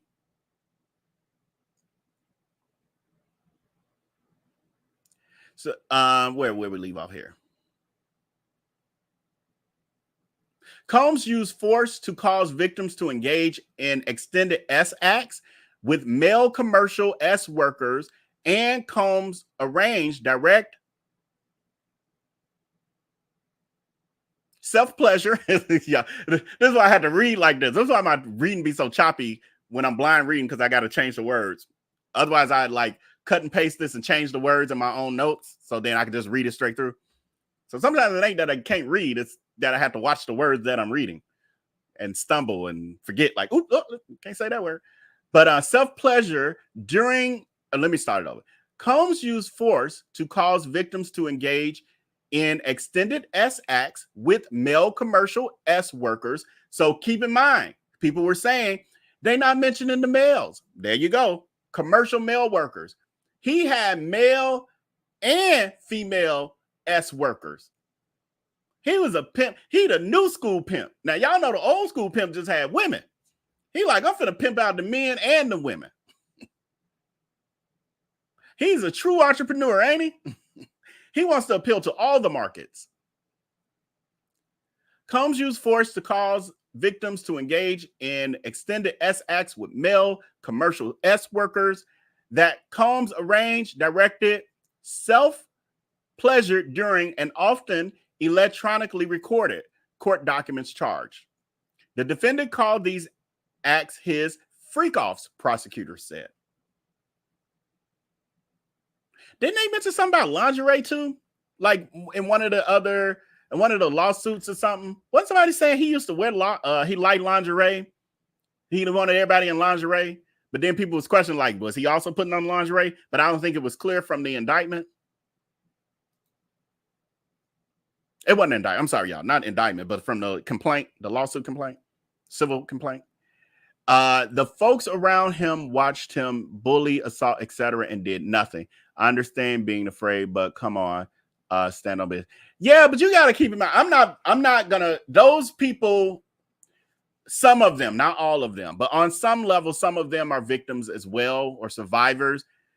It's all about human nature. You got to keep in mind, you're not talking about what could they have done? Dawn from Danity King, what could she have done? You speak out about a person like a Diddy, he gonna probably hit you himself. Then he may get his goons who's standing at the door to beat you down on top of that. Then if you're like, okay, I'm gonna run away forever, but I'm gonna tell the police on him, or I'm gonna tell people, I'm gonna do a YouTube video on it, I'm gonna post on Instagram. What then happens is they find that person and harass them. They burn in people's cars. Is it Diddy who hung Vanilla Ice out the window? Or was that, no, that was what was his name? Oh geez, why I'm so bad with names? Y'all know who hung Vanilla Ice out the window? The one on the West Coast, the big boy. Why is his name escaping me? But it's not as easy as just like Suge Knight. Thank you, Akuma. Suge Knight. Diddy was the East Coast version of Suge Knight, smaller. Smaller, but he was up to the same stuff. Those you're talking about mafia level people. You don't get to stand up to a mafia level person and walk away and be able to tell the story. Generally, not the average person. Now, every once in a while, somebody who they a little afraid of themselves, or they just like, you really got guts. I'm gonna let you live. I'm gonna let you live to tell this story because you really got guts. I respect that. Now you know I can take you out right here, but I respect that. Go on about your business. But you better not say nothing, or I will have you taken out. It's that. It's that. It's different. It ain't just everything. It ain't a bad employer. It ain't the issue that many of us have dealt with in corporate America or something with some old ignorant psychopathic boss who we could read them the riot act and they sit there and cry and blubber about it because they a thin-skinned bully. They can't put a hit out on us. Diddy could. Diddy has. Diddy will. It's different. So because of that, I'm very hesitant to point fingers at everybody who was around. Now, but if some of them were complicit and into it and getting their rocks off too, I get that. And those people, that's a different story. But some people, yeah, some people, I get it. I get it. I get how that happens. It's the whistleblower fear. I get it. Yeah. Yeah, I mean, yes, and then I feel like it's on such a high level when you're talking about somebody who allegedly, and I gotta say that for legal, allegedly has had people taken out. Like the story of Cassie's plastic surgeon. I ain't forgot that story. How he beat her and then she had to have gotta watch more, but how he assaulted her and then she had to have the plastic surgery. Then she had her a breast augmentation to make them look like he wanted them to look. And he wasn't happy with the work. While it was healing, he wanted the doctor to go back in and redo them while they were still healing. Threatening, like endangering her life. The doctor illegally basically does that. And then that doctor mysteriously drives off of a windy road in LA. What is it called? Is it Pacific Coast Highway or something? One of them, mysteriously, his car flies off of the cliff. What? Within a matter of a month or so after that, a couple weeks or whatever. Y'all, So I get why people quiet. Well, I get why people were quiet. Now they can feel a level of protection, protection. Right, Diddy will. That's why and the feds know that too, and that's why the feds are like, no, we can't let him out. We don't. He can give us $10 trillion. He needs to stay his ass up in jail because they know Diddy will. Puff Daddy, aka Diddy, is going to be crying once his assets are frozen and he can't do anything. Oh yeah, he's gonna turn into a baby like the rest of them do. He got no soul in any pic taken of him. Yeah, I mean, yeah. There's a darkness on him. I always saw it too. That's why I was never like a huge fan of him. It was something that wouldn't allow me to be a huge fan of his. I was never a fan at all. Like I like some of the music, but never him. Yep. And some of these companies are into criminal behavior as well. Why a lot of folks are afraid to be whistleblower. Absolutely. Absolutely. Those eyes are dark. Yeah. Yeah. I'm definitely going to go back and view Sloan Bell's last video she did on Diddy. Sloan did a video where Kim Porter came to her saying, signed, sealed, delivered, and Cassie's lawsuit came out. Yeah, I did see some clips about that stuff. And I'm not saying I completely don't believe that stuff, but I also I also be looking at some of the stuff side eye like, But yeah, I did. I'm aware. Pacific Coast Highway. Thank you, Say Center, for confirming that. Right. So her plastic surgeon who had performed surgery that he shouldn't have mysteriously is gone after he did what Diddy forced him to do. You know, it's like, And there's others. There are others. You know, there's rumors that I'll Be Sure is not here because Diddy wanted him here. It's because whatever they tried to do didn't work. The alleged poisoning or whatever it might have been. Will he have money left after this? Probably not if he gets convicted, because of these lawsuits will continue to come and continue to eat away, and then he won't be earning more money. I mean, he's already, putting his house up. He's selling the jet, whatever else. And these people don't always be, a lot of their money be tied up. So he might be a billionaire, but how much of it is actually liquid? Everything he tried to keep in the dark, but it eventually came out of light. Yep. He will be broke. He will be as broke as me before it's over. Right. You and me both. Okay. Yes, dark eyes. I first noticed his dark eyes when he dressed like the Joker for Halloween. Right. Okay, so then we'll go into this article. We'll just keep reading. There's quite a few of them here. So we've been on an hour and 45 minutes. I'm really hoping and praying, because I do have other things I got to take care of too. This will be the live for today. Unfortunately, I won't be going live this evening because I just got a lot going on. Patreon, no. I got on live with Patreon right before we came over here. They actually sat with me while I did the show, so they know kind of what I got going on today. So this will be our live for today, but we'll be back tomorrow. God's will. Why that almost look like, oh, y'all not looking at this. I don't have the screen up. Damn, I'm gonna miss it. It almost look like Hillary Clinton walking out of there. I hate I missed it. Okay, we can. Do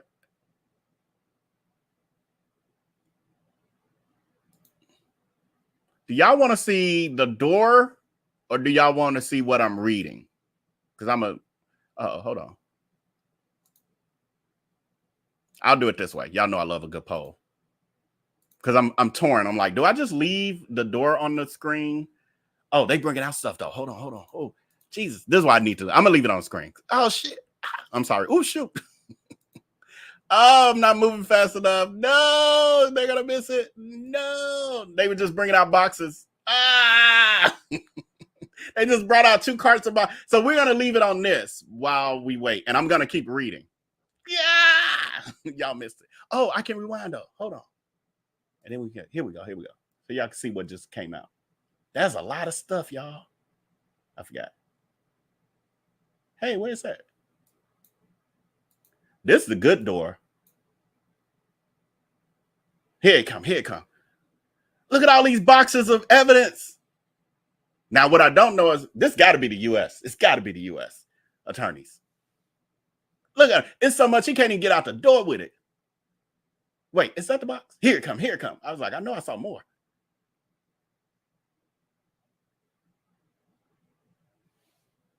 Oh, Diddy is going down.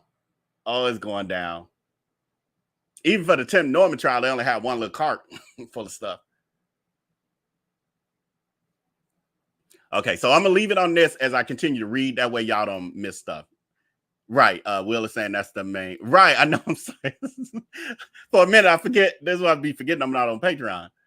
This is the problem with going back and forth from Patreon to the public lives. It's more. Okay, this is what I saw. Is more coming out.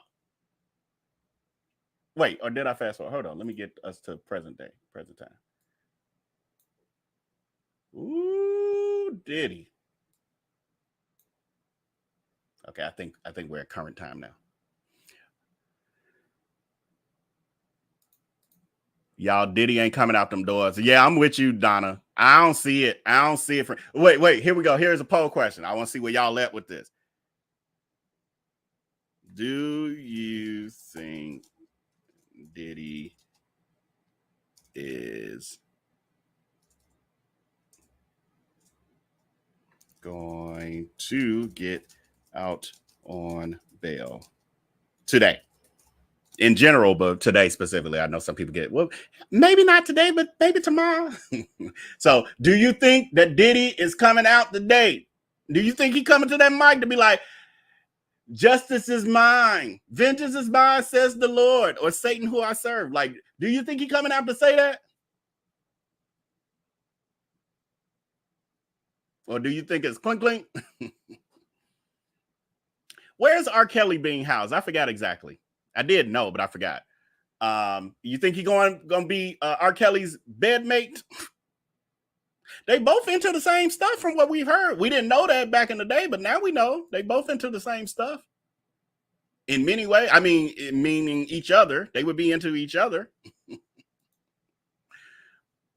Puff Daddy, aka Diddy, take that while being broke. That's what he gets for being evil. Sus unalive. Yes, like all of this, and I haven't dug deeper. I know people have and been talking about it and stuff. I haven't personally dug deeper into these stories. Back in the day, I knew all these artists. I definitely listened to them and stuff, with the exception of Kim Porter on this list. But I just didn't follow the hip hop news in that way. But Biggie, well, Heavy D, I didn't know that Heavy D was suspect, because how long Heavy D been gone, y'all? 3 to 5 years or something like that? Or it hasn't been longer because time been flying. So many people, even in my life, who have passed away, and then I thought it was a year or two ago, found out it was like 5 or 6. I'm like, why I feel like it was so recent. But yeah, Kim Porter. I've heard people saying about Craig Mack, but again, he passed away, in his 40s, wasn't he? Like, and Kim's love interest. Who was Kim's love interest?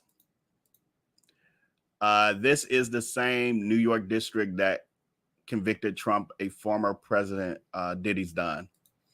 Diddy's done. Diddy is done. I like that. Diddy's done. Just Diddy's done.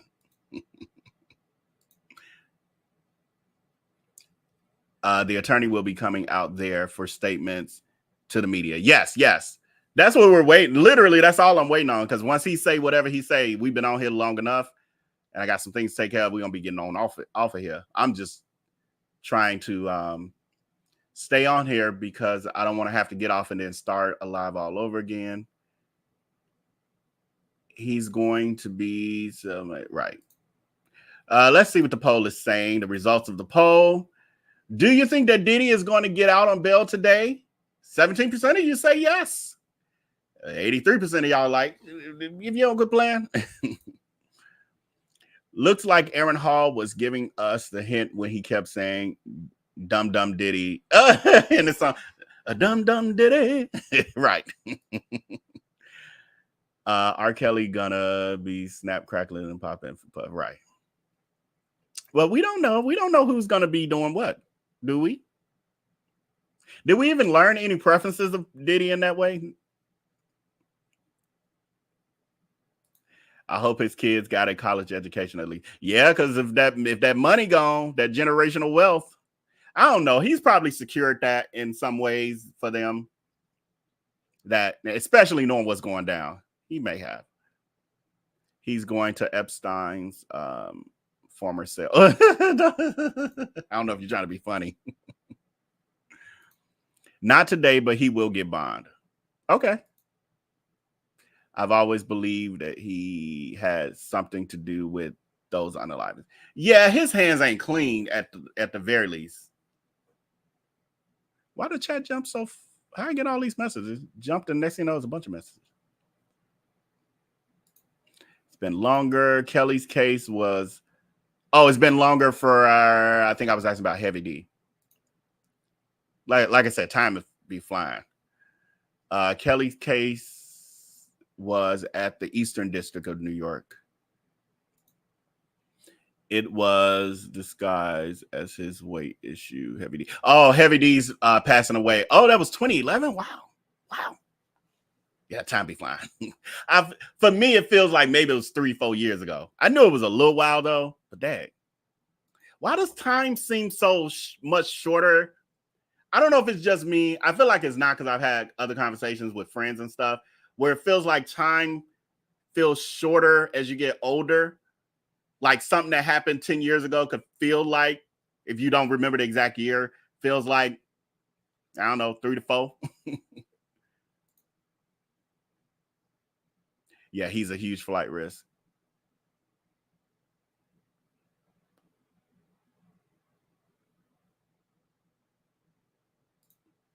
Vel, are you going to the trial so we hear an accurate account of what's going on? Heck to the no. Heck to the no, to the no. No, I don't believe in going to cases that are this high profile, because for one, it's just got so much coverage.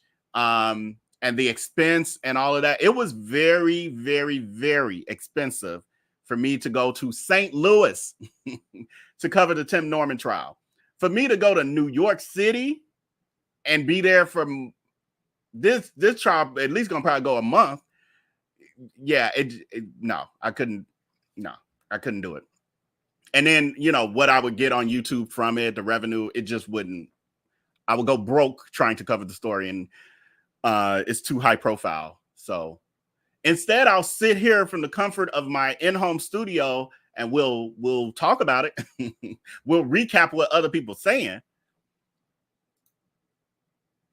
Most of them were working on tell-alls and had to. Oh, is that what it was? Craziness. I knew Kim, and I feel like I heard somebody else, but I didn't know all of them. I'll be sure. All court houses are all next to each other in Lower Manhattan. Oh, okay. I didn't know that.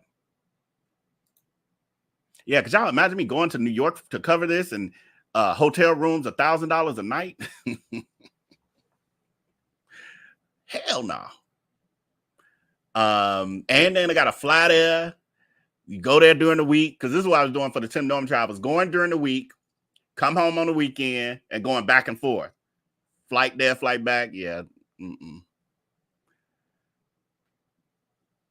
Look at the reporters waiting to pounce on this. Oh, absolutely. I mean, they've been staking out since I don't know when they first. Well, they were setting up. No, they were, even when I first logged in right after the U.S. attorneys, right after his press conference, they were already out there.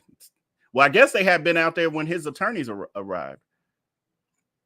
The kids will be taken care of. I can't touch their trust money. Yeah, exactly. I'm sure he got that set up. He knew what he was doing anyway, like as far as the crimes and stuff. He's like, if anything ever go down, my kid's gonna be taken care of. Yeah, you know what? That's part of it too, Jules. You're right. The pandemic has skewed time as well. You're so right about that. As you get older, it does feel that way. Yeah. Where's Carisha? Right. I'm more curious to watch her the interview she just was the one with Saucy Santana, but now I'm more curious to watch it. I did plan to watch it, but it honestly just fell off my radar. But now I want to see for myself. I've heard all the accolades and stuff she was saying about Diddy, but now I want to just be able to look at her facial expression and hear verbatim. Was she still with him? He probably has a lot of stuff in his mom's name. I've been hearing that. Word on the street is that he's people have been saying that for the longest, even really before stuff started going down. He said your title, right? That was on purpose, friend. YSL trial is long. Can only imagine how long this one will be. But yeah, I don't think Diddy's will be as long as YSL. I would think, well, unless they start indicting more people, then possibly yes.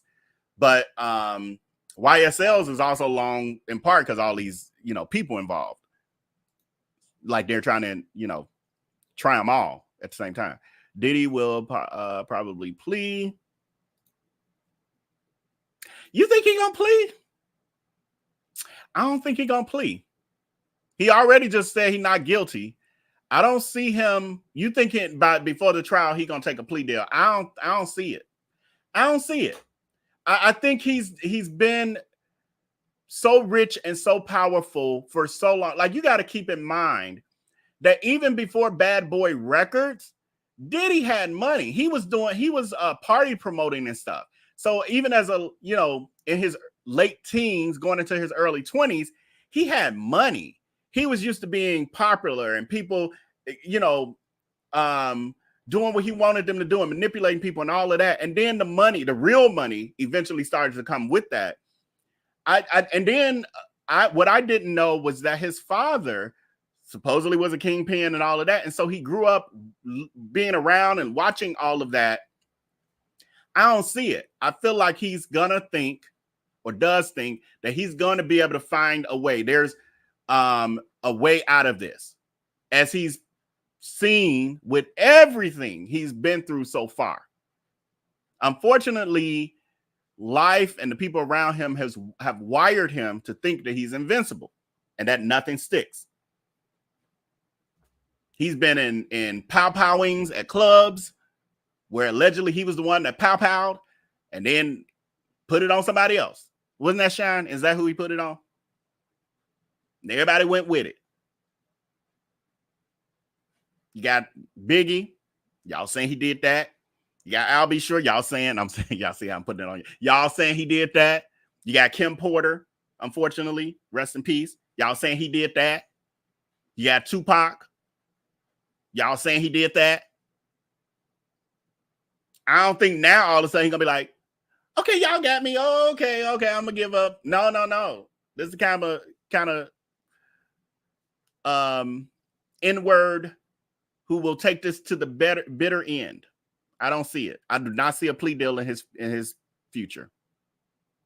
I don't see it. Diddy does not care about anyone but himself. Yeah, I think we're real clear on that at this point. The people at the college, I don't know, I might be missing something there.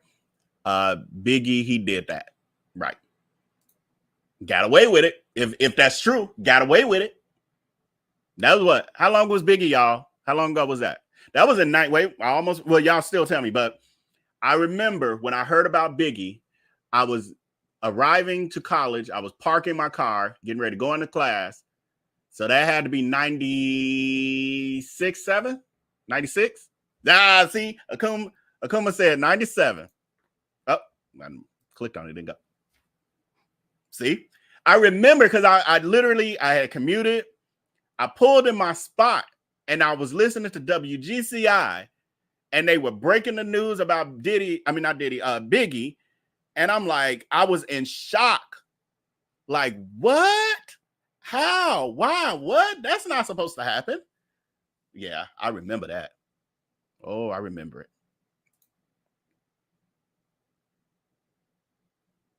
Right. He did Shine Dirty. Right. And there's so many other stuff. I mean, I'm literally glossing over, and I don't even know that much, to be honest. I know the big stuff. I have not done like deep diving on Diddy and Diddy's Pandora's box of satanistic behavior. So even what I know is a lot. There were rumors that Biggie was going to leave Puffy and start his own record label. Right. I do remember hearing that as well. Puffy, aka Diddy, is a whole narcissist who got caught up in his BS, plus Trump and him both have skeletons in their closet. Yeah, Diddy stuff. Now, I've seen documentaries, even before we got to this place. I've seen documentaries way back when that talked about his rise into, like I said, starting off as a party promoter and all of those things, and his rise into the record industry. Diddy, his skeleton started way back then. Diddy's skeleton started when he was a teenager. Like, it's that deep. It's that deep. Hey, Shanice. Okay, let's read this next article from David over at what is this? NBC News. And I'm gonna just keep the screen on them because I don't want us to miss nothing major, because it looks like every time I click off something happening, I can't get to it quick enough. So this one is titled Drug-Fueled Day-Long Freak-Off Videos Used to Ensure Obedience, prosecutors say. So David goes on to say, S abuse allegedly directed by Combs was fueled by rugs and often went days at a time, prosecutors said. Victims were filled with rugs to control them for long stretches of time, authorities said, with participants typically having to get IV fluids to recover from physical exertion. Can you imagine going through it on that level that you need IV fluids? But again, that's how much power he got. Okay, we got a new update from them too, from NBC. Okay, let me finish this article. Now it makes me want to share. Hold on, let me share. Okay, that's up there.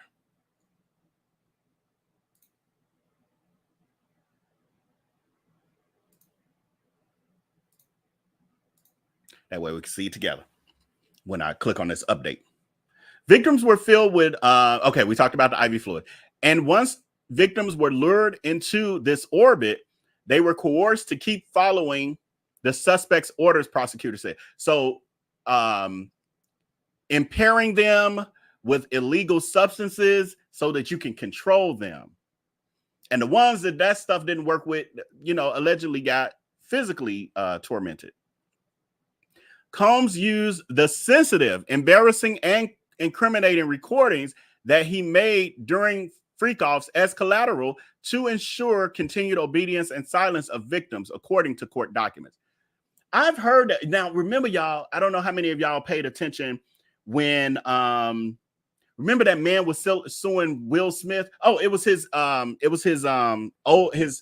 ex-friend / assistant, who was saying that one of the tactics allegedly that Will Smith and Jada Pinkett Smith did for the people who came in their orbit is they put them in compromising positions, like having them strip naked and do crazy stuff, or sending them in to go get a wallet out of somebody's purse and then recording it, but then saying they're going to say if they ended up breaking the NDA or saying anything about what's really happening around there, that they would release that information. All kind of crazy stuff. It's the setup. It's the setup. That's why y'all got to quit letting people record y'all. Y'all ain't never got to worry about nobody talking about they got to record in a VLB. It ain't happening. It didn't happen, and it ain't going to happen. Assessing the dangerousness of Combs. Now, this is recent. This is 3 minutes ago. Assessing the dangerousness of Combs and the charges against him. Okay, they just doing it. Analyzing more of it. They trying to keep you on the site until we get an update. But we'll read it anyway. Let's go. Let's play along. Sean Diddy Combs was charged with S trafficking, racketeering, conspiracy, and P transportation.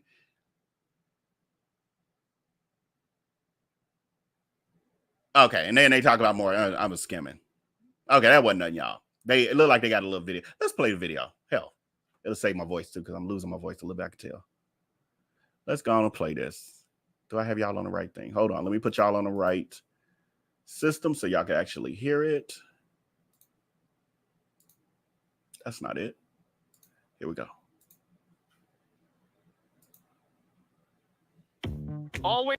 We're going to pause the commercial. Take it off screen for a minute because I don't want to be giving no companies free promo. They ain't paying for. Hold on. Let me get it ready, though. Here we go. Helped prosecute the case against Bill Cosby. MSNBC legal analyst and former prosecutor Christy Greenberg prosecuted sex crimes as an assistant U.S. attorney for the Southern District of New York.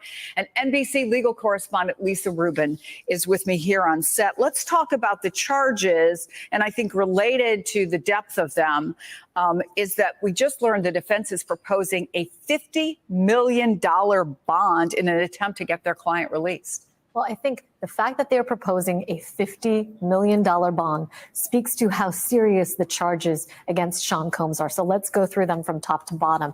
The first is a racketeering conspiracy charge. And I'm sure when some of our viewers hear that, their eyes glaze over. But essentially what that means is that Sean Combs built an enterprise consisting of his businesses, but also of personal employees and people loyal to him to help him basically accomplish these sex crimes with which he has been charged. And not only did they help him accomplish these sex crimes, they did a bunch of other criming with him, according to prosecutors, in order to cover it up or to keep his victims silent.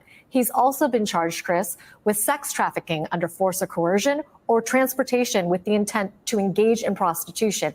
And critical to the allegations are the severity of the violence alleged: use of guns, forced drugging, arson, and kidnapping, all alleged and suffused throughout not only this indictment, but the detention letter that prosecutors sent to the judge today, where they outline in 16 pages why Sean Combs should not be released from federal custody prior to his trial. That's why you see Sean Combs and his lawyers saying, hey, we'll put up a $50 million bond package consisting of a $48 million home that I own outright and other things.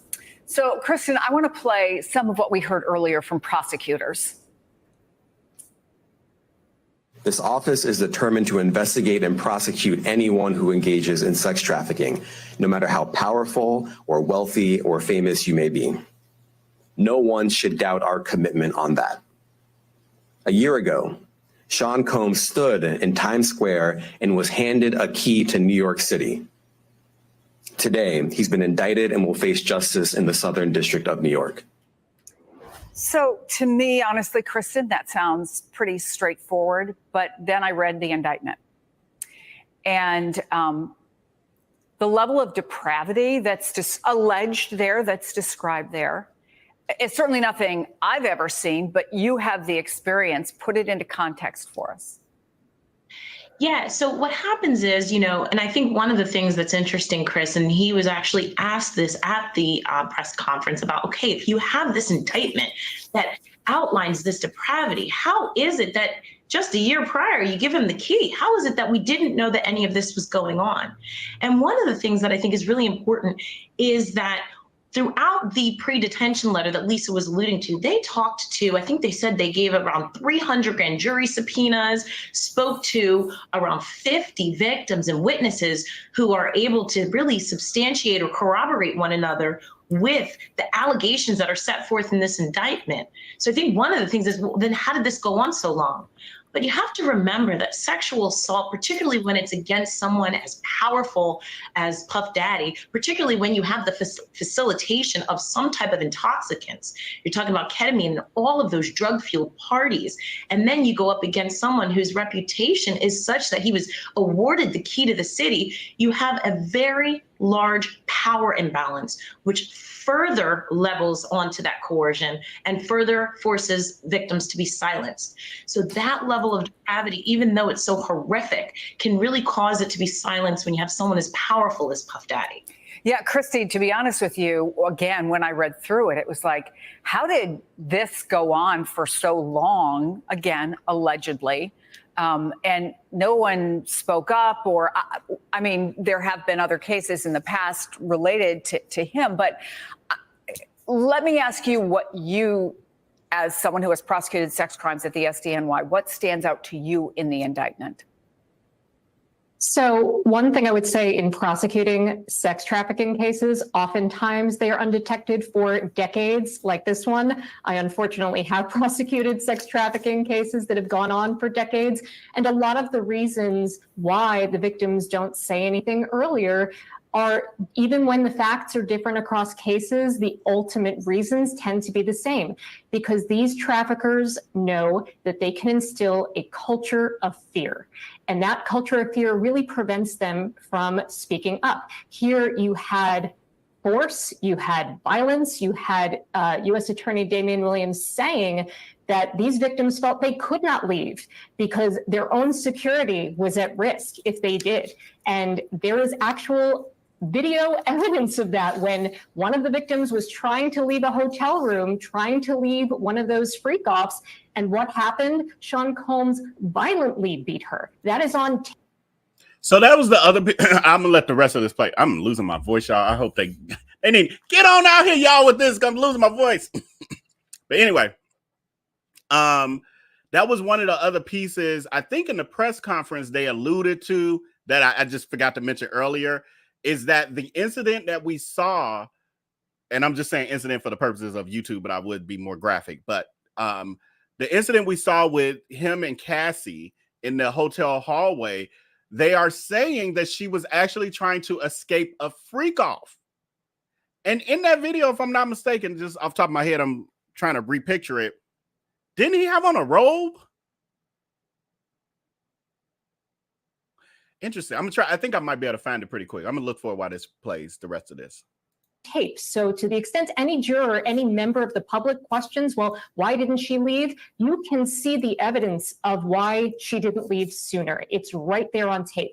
I will say that in terms of looking at this indictment and looking at the detention letter that was submitted by the prosecutors here, this is among the strongest sex trafficking cases I have seen, because you have the conduct on tape. These freak-offs are on tape, found in videos, in Sean Combs' own personal devices. You have recorded calls where he is then trying to have them and engage in a false narrative to conceal his the evidence of the crime once it was determined that the law enforcement officials were looking into this. That evidence is damning. In addition to having the victims coming forward and corroborating one another's accounts, the fact that you have video evidence, they can see and hear Mr. Combs threatening and hurting victims. I mean, this case really seems incredibly strong. So given that, given the details, given the strength of the case that the prosecutors say they have, Lisa, what will the judge consider if they offer this $50 million so he can be free while this case is going to trial? Well, you know, as Christy and Kristen know well, the dangerousness of the individual to the community, as well as the likelihood that they will and have the capacity to flee, are two factors that a judge considers. One of the things that Sean Combs' lawyers have told the judge is acknowledging that he owns a plane. They say that there's a letter of intent to sell that plane, and as part of that, he won't take the plane right now. But where you have a defendant who owns private aviation, the capacity to flee is there. The other thing is that the dangerousness of Sean Combs should not be underscored. In addition to the allegations of literally hitting, dragging, kicking his victims, I'm reading from the detention letter now. There's an incident where he and a co-conspirator kidnapped an individual at gunpoint to facilitate breaking and entering into the residence of another. Approximately 2 weeks later, according to prosecutors, co-conspirators then set fire to that individual's vehicle, and that multiple witnesses would testify to the defendant, meaning Sean Combs, bragging about his role in destroying individual one's car. This is not a white-collar defendant who has committed alleged securities fraud. This is a person who is a danger to the community and a danger to women, according to... That's mobster level, y'all. This like they said, that's not white collar. That's you a straight up mobster. The Southern District of New York, Chris. So we have less than a minute, but let me ask you, Kristen, what happens today? What happens next? So today the judge will most likely determine whether or not he will detain Puff Daddy or whether he will allow him to remain on the streets, as we say, with certain bail conditions intact. He's either going to put him right to jail or he's going to say, hey, you got to sell that plane. You've got to surrender your passport. There may be certain things in place, such as electronic monitoring or anything along those lines. But I think that there is a strong case for him to be detained throughout the pendency of these criminal proceedings. And we will have our crew write what you see on your screen, where you see on your screen outside that courthouse at 2:30 when it's all set to begin. Kristen Gibbons-Fetting, Christy Greenberg, Lisa Rubin, thank you all. Always dry scoop before you run. Listen. Okay. Okay, I couldn't find, well, not as quick as the video. I couldn't find the actual video. I probably haven't labeled it yet. But I do have a photo from when we did the live on this. And you see Cassie. Oh, excuse me, y'all. I am really losing my voice. My throat needs to rest. But you see Cassie crouched down there.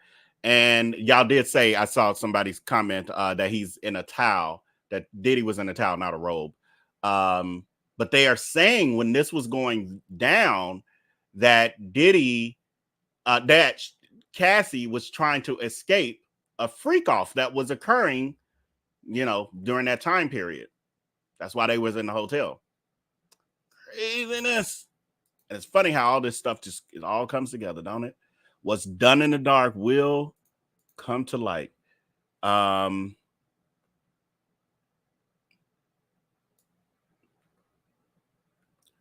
on. Let me, just for, I see some, we've definitely got quite a few people who join later. I'm going to play just for a couple of reasons. For one, we got to keep holding in here, but I need to rest my voice for a minute. So I'm going to replay, because I really just don't want to get off live until this press conference, but I'm going to replay the part of, and I'm probably do some interrupting here this time around. I'll do some interrupting here or there. The press conference from earlier this morning from the U.S. Attorney Damian Williams that we played when we first got on earlier. So we're going to replay this with a little commentary while we wait on the press conference after this arraignment hearing. They started at 2:30. I don't know. Yeah. Okay.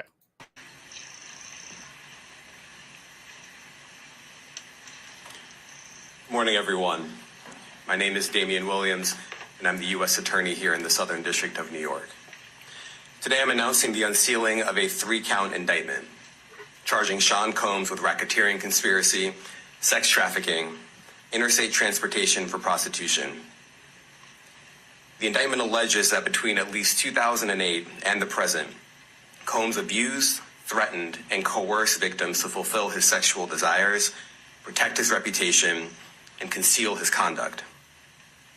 As alleged in the indictment, to carry out this conduct, Sean Combs led and participated in a racketeering conspiracy that used the business empire he controlled to carry out criminal activity, including sex trafficking, forced labor, kidnapping, arson, bribery, and the obstruction of justice.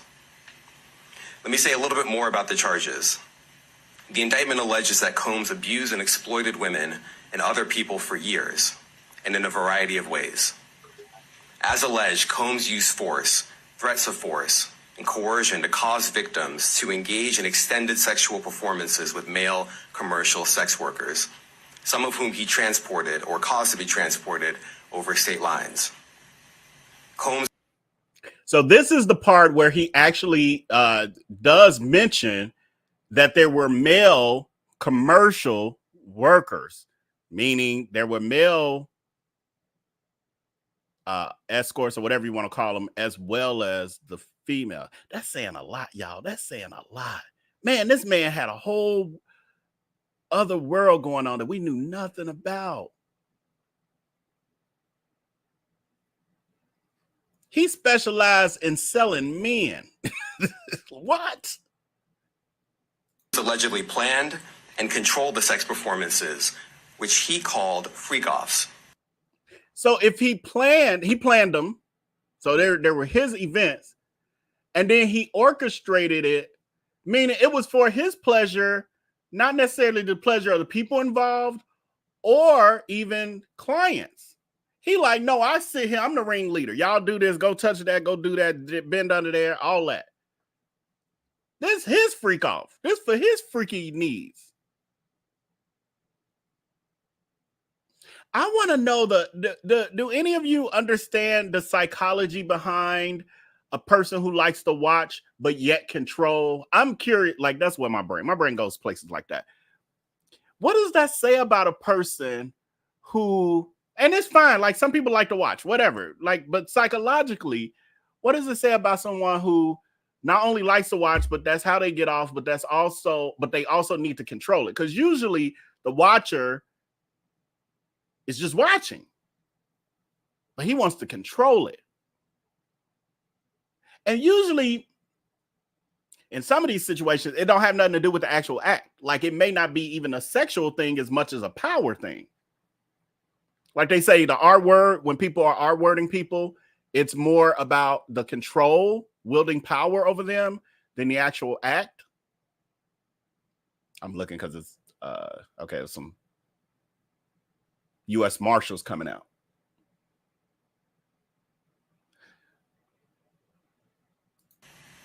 And he often electronically recorded them. The freak-offs sometimes lasted days at a time, involved multiple commercial sex workers, and often involved a variety of narcotics, such as ketamine, ecstasy, and GHB, which Combs distributed to the victims to keep them obedient and compliant. Again, Even the rugging of them is all about control. Like, I need to be able to control you. I need you to not have autonomy over your own body, your thoughts, your wants, your needs. I need you to literally be basically like a S doll to me. Like, however I maneuver you and whatever I want you to do, that's what you do. You're a robot. As alleged, when Combs didn't get his way, he was violent, and he subjected victims to physical, emotional, and verbal abuse so that they would participate in the freak-offs, and that Combs hit, kicked, threw objects at, and dragged victims, at times by their hair. On one occasion in March of 2016, that conduct was captured on video and later reported in the media. Specifically, Combs kicked, dragged, and threw a vase at a victim in a Los Angeles hotel when the victim was attempting to flee. As alleged, these assaults often resulted in... So that's where they're talking about Cassie. I've kind of missed it a little bit. This is the situation with Cassie that he mentions. The victim was attempting to flee. Hold on. I was trying not to go too far. To 2016, that conduct was captured on video and later reported in the media. Specifically, Combs kicked, dragged, and threw a vase at a victim in a Los Angeles hotel when the victim was attempting to flee.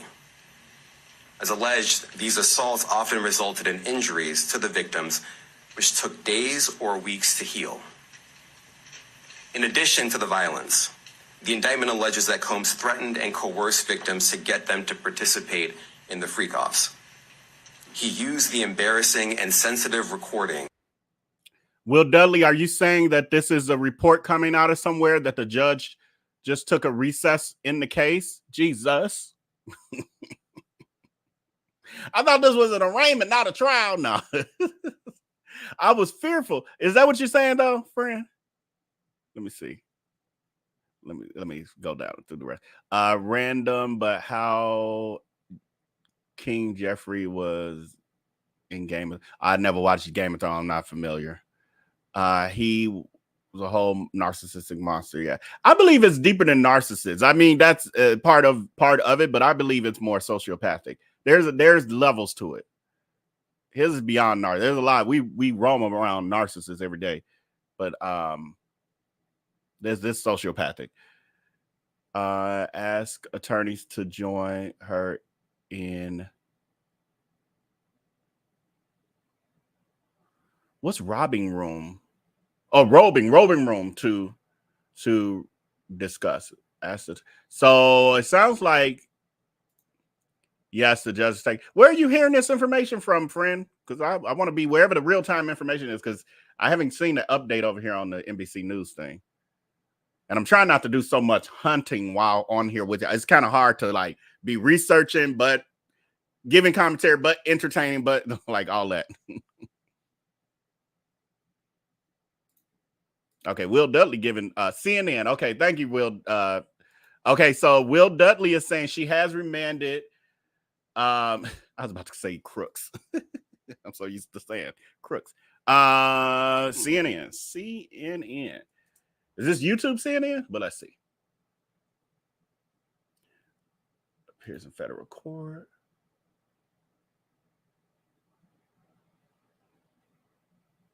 Yep. 2 minutes ago. Thank you, Will.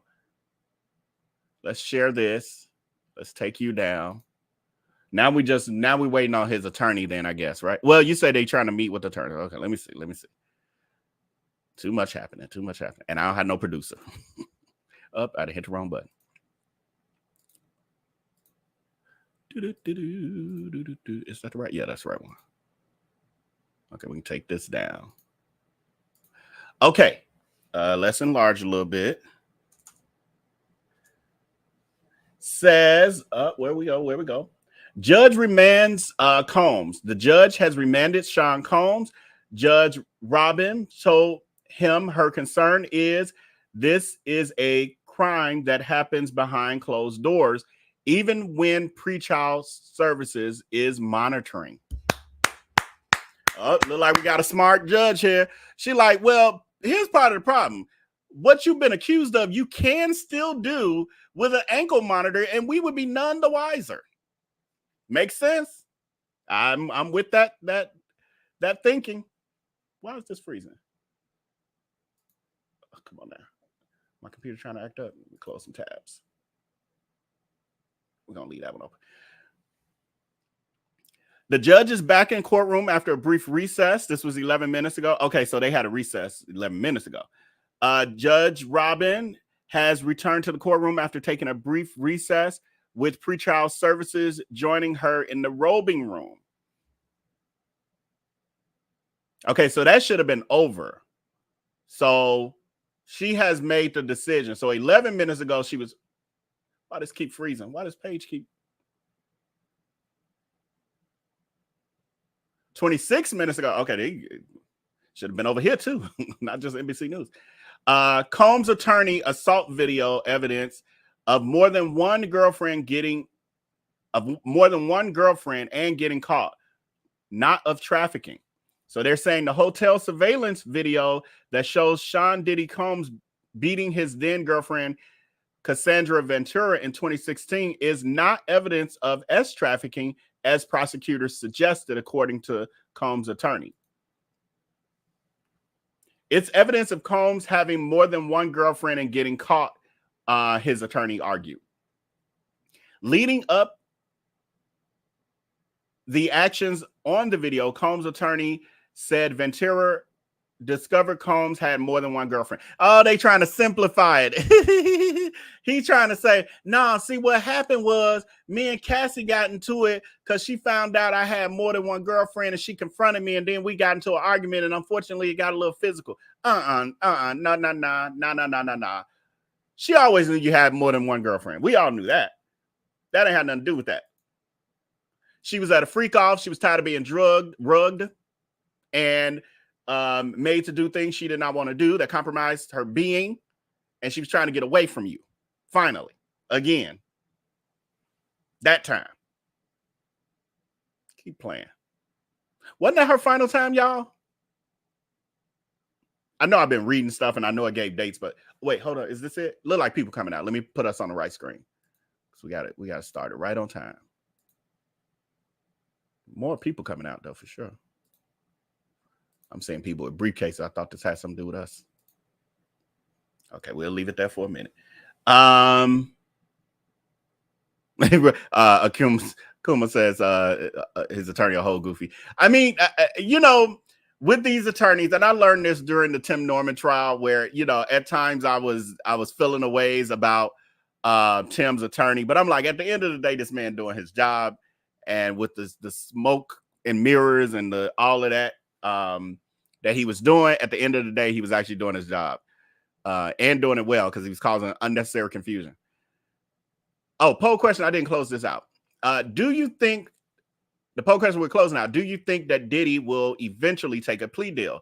68% of you think he will, 32% of you think he won't. Okay, I can see this, and let me know your reasons in the chat if you can. I can see this in the sense of when they start laying out, look here, you keep pushing us on this. When you get convicted, we're giving you life. Or if you go ahead and put in a plea deal and quit wasting our time and taxpayer dollars and we'll give you 15 or 20 or something. So maybe, possibly in that sense, maybe. So I don't know for sure, I don't know for sure, but part of my thinking was he's such a sociopath and narcissist, and he's gotten away with everything, and he has power and blah, blah, blah. But he might wake up and realize, man, that power is gone. For real. Sean has many S demons. My goodness. Yes. Also, I wonder, R. Kelly, his stuff was based in child abuse. Like, if you've ever, there was a book I started, an audio book I started well over a year ago. I started listening to it. I think it was longer than that now. And I never finished it. I kind of forgot about it, but it was about R. Kelly. It was like a tell-all, but it was written by somebody who, I don't think the person knew him, but I think it was like an author who really studied up on the stuff. But some of the stuff I heard about R. Kelly and his abuses, they talked about it in the documentary as well, the Surviving R. Kelly. But the audiobook I was listening to went even more in depth. I mean, it doesn't justify any of it, but I'm always looking at like, what's the root cause of this? Especially when you look at, stuff like this. It's more and more people coming out, y'all. You think they in our trial, was in our courtroom? There comes somebody else, right? He hitting buttons. He too important. That's why he ran into that door handle. Let me stop. Who this? He might be somebody connected to it. He's stopping with the U.S. Marshals. He probably letting them know the attorney ready. He went back in. Uh-oh, it might be getting ready to start. This is the only thing that's frustrating about the federal trials is that, no cameras are allowed. Would love to be in the courtroom. See, yeah, he got to be connected to it. He's kind of mulling around now. That attorney probably coming out any minute. He's probably was letting the marshals know.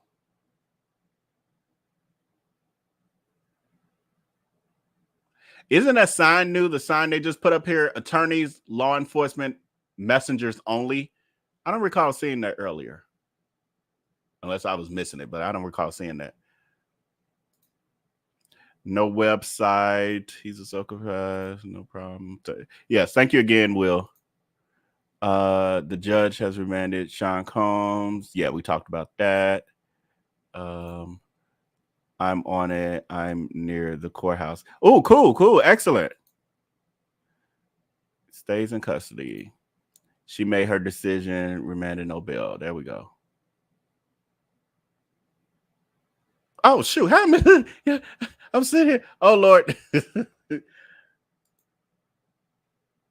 Oh, God.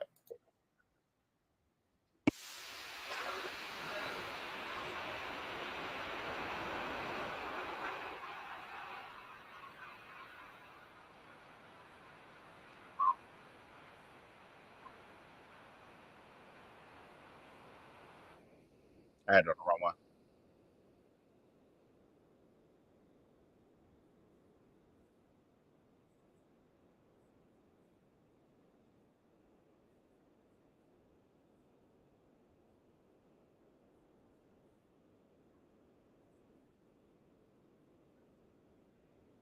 Oh, yeah. Okay, hold on. Oh, Lord.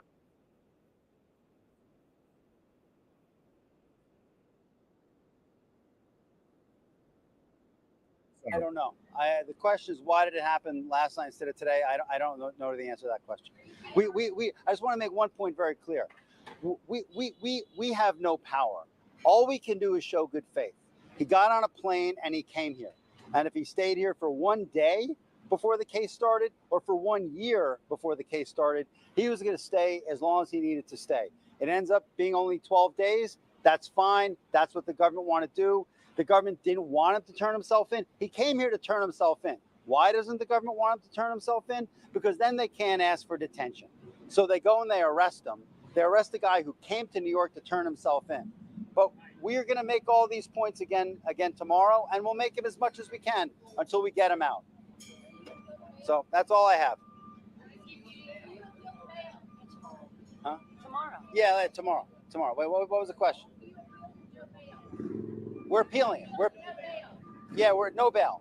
He's detained. We're appealing it. Oh, I'm sorry. We're appealing the decision to hold him without bail.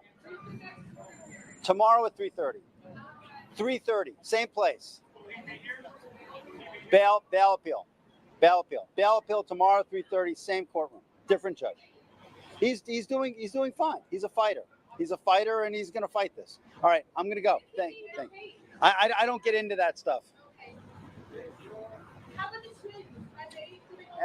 Everyone's doing okay.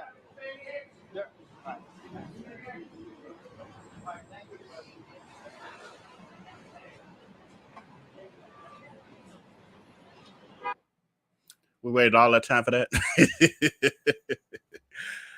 Interesting, though. So we know we'll be back tomorrow at, they said 2:30 Eastern, so it's 1:30 our time. Well, I'm sorry, 1:30 my time. 1:30 Central or 2:30 Eastern. We'll be back.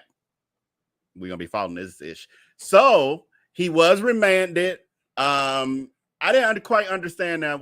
We'll dig into this with the 12 days. Is he saying that that's what he said that they wanted 12 days So are they saying after the 12 days he'll be on bail either way? But even with that, they're appealing, and they're gonna argue tomorrow, come back tomorrow to try to get him out tomorrow, and keep doing it every day, whichever comes first, him getting released or the 12th day, I guess. I'm confused by the 12th day, so I'll have to read up on it and figure out what they're saying with that. What I found was, did he say 3:30 Eastern? Where I get 2:30 from? Oh, I started thinking my time, I think. Y'all, because I deal with all of y'all being all over the place, all over the country, really the world, my brain automatically, when I hear time zones, I automatically convert it to my own time zone, and then sometimes forget that I did that already. So did they? Okay, let me make sure that's correct. So he said 3:30 Eastern. So if he said 3:30 Eastern, that's 2:30 my time. That's why I had 2:30 in my head. He will get out tomorrow. It's a different judge. You think so, Marianne? Just because it's oh, wait, are you saying that it's a different judge and he gonna be paid off the judge that's coming tomorrow? Interesting. But I thought it was a great shoot, there's more coverage. Hold on, y'all. Hold on. Here's damn, it's hard to move this stuff quick. Where is it? Let me just do it this way. No, I need to do it this way. Too much. Where is it? Okay, let me do the window instead. This is Justin, but I was trying to do it with the sound, and for some reason let me see. I'm gonna do it through my speakers.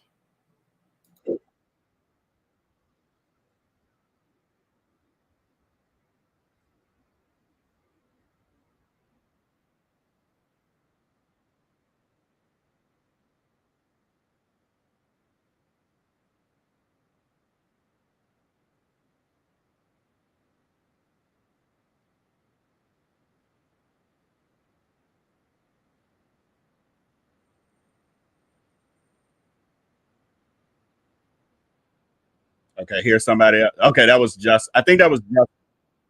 Oh, here.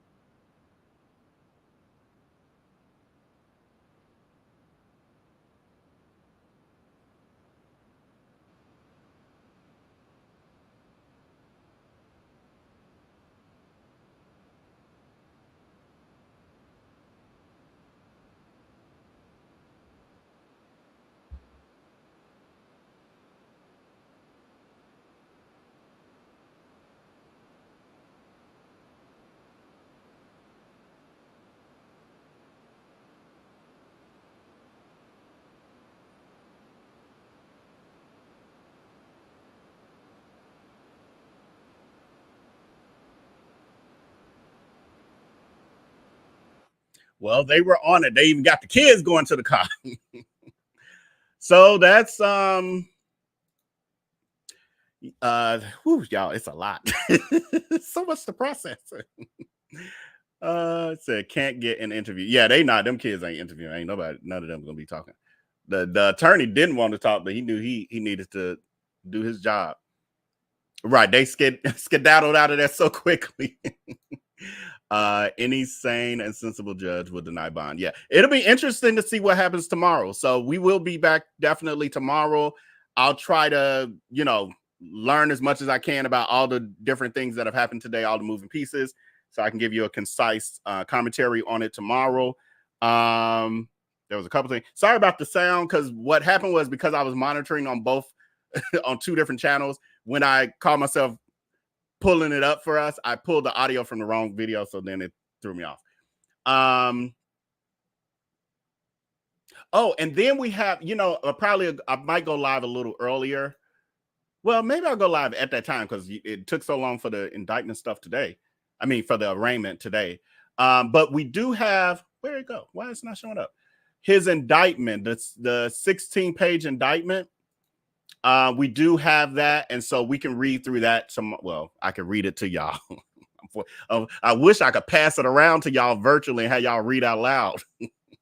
But I can read through that for us tomorrow. We can actually read the details of the indictment. And I really do want to see the from the U.S. attorneys, their petition for him not to have bond, because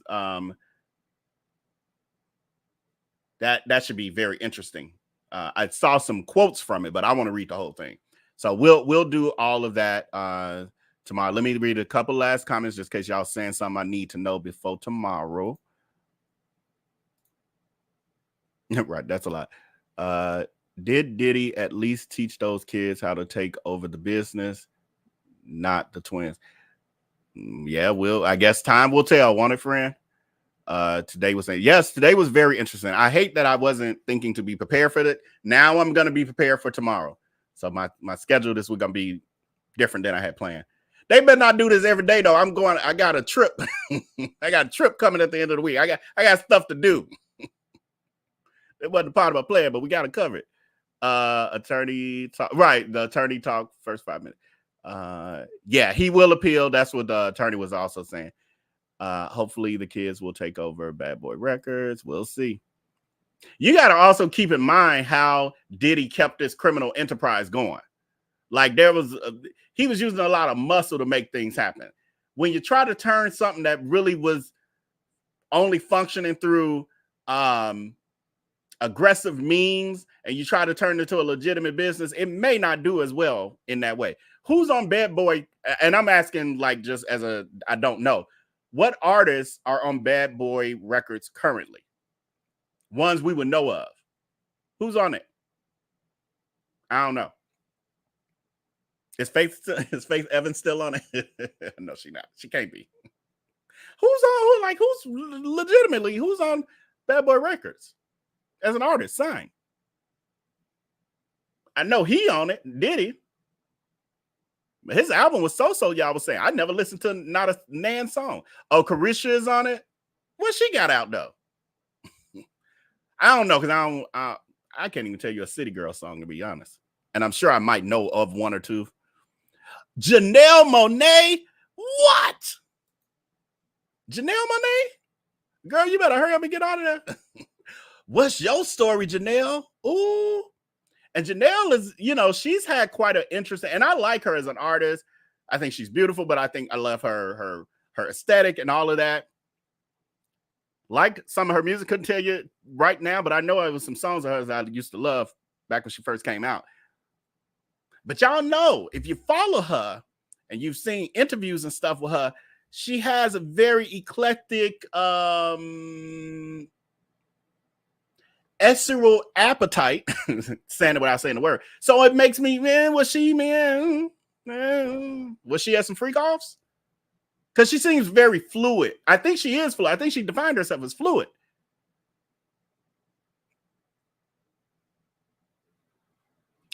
Key Got Jokes says she has changed. Yeah, I feel that way. She seems a little dark.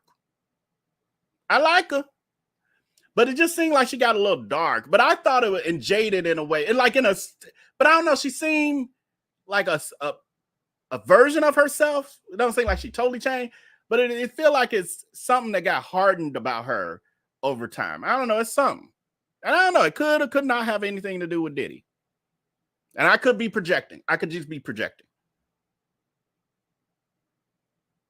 I keep feeling like I'm reading the same. I keep scrolling back and forth, reading the same comments. 2024 has indeed been an interesting year. So much has happened this year. Wow. Yes. And we got one more quarter, friend. That was just the first 2 quarters of the year. We got one more quarter to go. Well, I guess we're in the last quarter. If they don't know how to run a corporation, then that won't happen. Yeah, but I'm like, even if they know how to run a corporation, will they know how to run that corporation? he has 2 cases tomorrow. The one to dismiss his TRO is at 11 a.m. and the one with the freeze on his ass. Okay, thank you, B Hunt, for the additional information. Because again, it's so many moving parts, and I wasn't following this that closely to know all this is going on. He is held without bail. Yes. Read the letter from the U.S. attorney. Great. Y'all remember Diddy fought a college coach? Yes. What was that? 2 years ago? Said, I don't know what happened with that. Happened after that. Somebody got paid off. I vaguely remember hearing, I can't remember now, but the guy was threatening everything exactly. And then it went public. It was something to that. I can't remember though. I can't remember. Like I remember hearing the aftermath of it, but I just can't remember off the top of my head. When I saw the sons get in that truck, I could hear King saying, damn, what we gonna do now, y'all? Did you hear that for real? Did you hear that for real? I missed that. They did a Netflix special last year, which brought back pretty much everyone. Are we saying the Bad Boys artists? I don't know.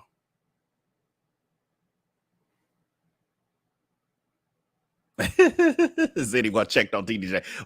I don't know if you was in here earlier, Janelle friend, but we mentioned that. I ain't gonna keep repeating it though. check out the earlier part of this live. Oh, we've been on almost 3 hours. You definitely getting off. What college coach he fought and why? Yeah. I guess we can revisit some of those stories as we are waiting. But it was something to do with one of his kids, and he threaten to hit him with a weight or something? Or did he actually punch him? I can't remember. But he attacked him. Said, oh, hell no, Janelle Monáe, right. TD awfully quiet.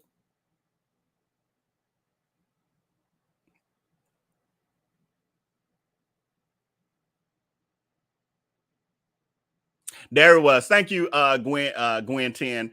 That's what it was. Justin's college football coach, Diddy was trying to hit the coach with that heavy cowbell. Yes.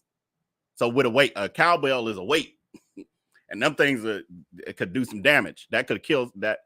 I'm sorry. That could unalive somebody or do some major permanent facial damage for sure. Crush the skull and everything else. She's pansexual. I think she is attracted to all. Yes. I'm like, but was that? And in my mind, I'm like, I mean, people are people and that's fine. But I'm like, because of all of this, I'm like, was she always, or did it come about through these freak offs? You know what I'm saying? I don't know. Might have nothing to do with that. She might have never been around one. But I'm just asking. She is Sony Music Public. Okay, so she's not with was she once with him? Is that why people are saying that? She signed a global deal with Sony. Okay, so she got out of that end, I guess. No, I heard it in my head. Oh, you heard it in your head. Okay. All right, Akuma. No dancing in his daddy video. Very good. Way will right. So he won't be. But again, they're appealing tomorrow, so we will see. Right, the kettlebell. Some people call it cowbell, but the kettlebell. Okay, I think we're good. I was trying to make sure I didn't miss. Oh, here's there was a 30th anniversary Bad Boy special on Netflix, which featured all of the main artists they perform for a reunion. Oh, so you're saying his most recent artists were a part of that? Okay, I didn't see that. I guess I'm gonna watch it, not to support him, but out of nosiness, so I can be aware of what's really happening. You can't hear, friend. Friend, you'll be able to hear in a second or two.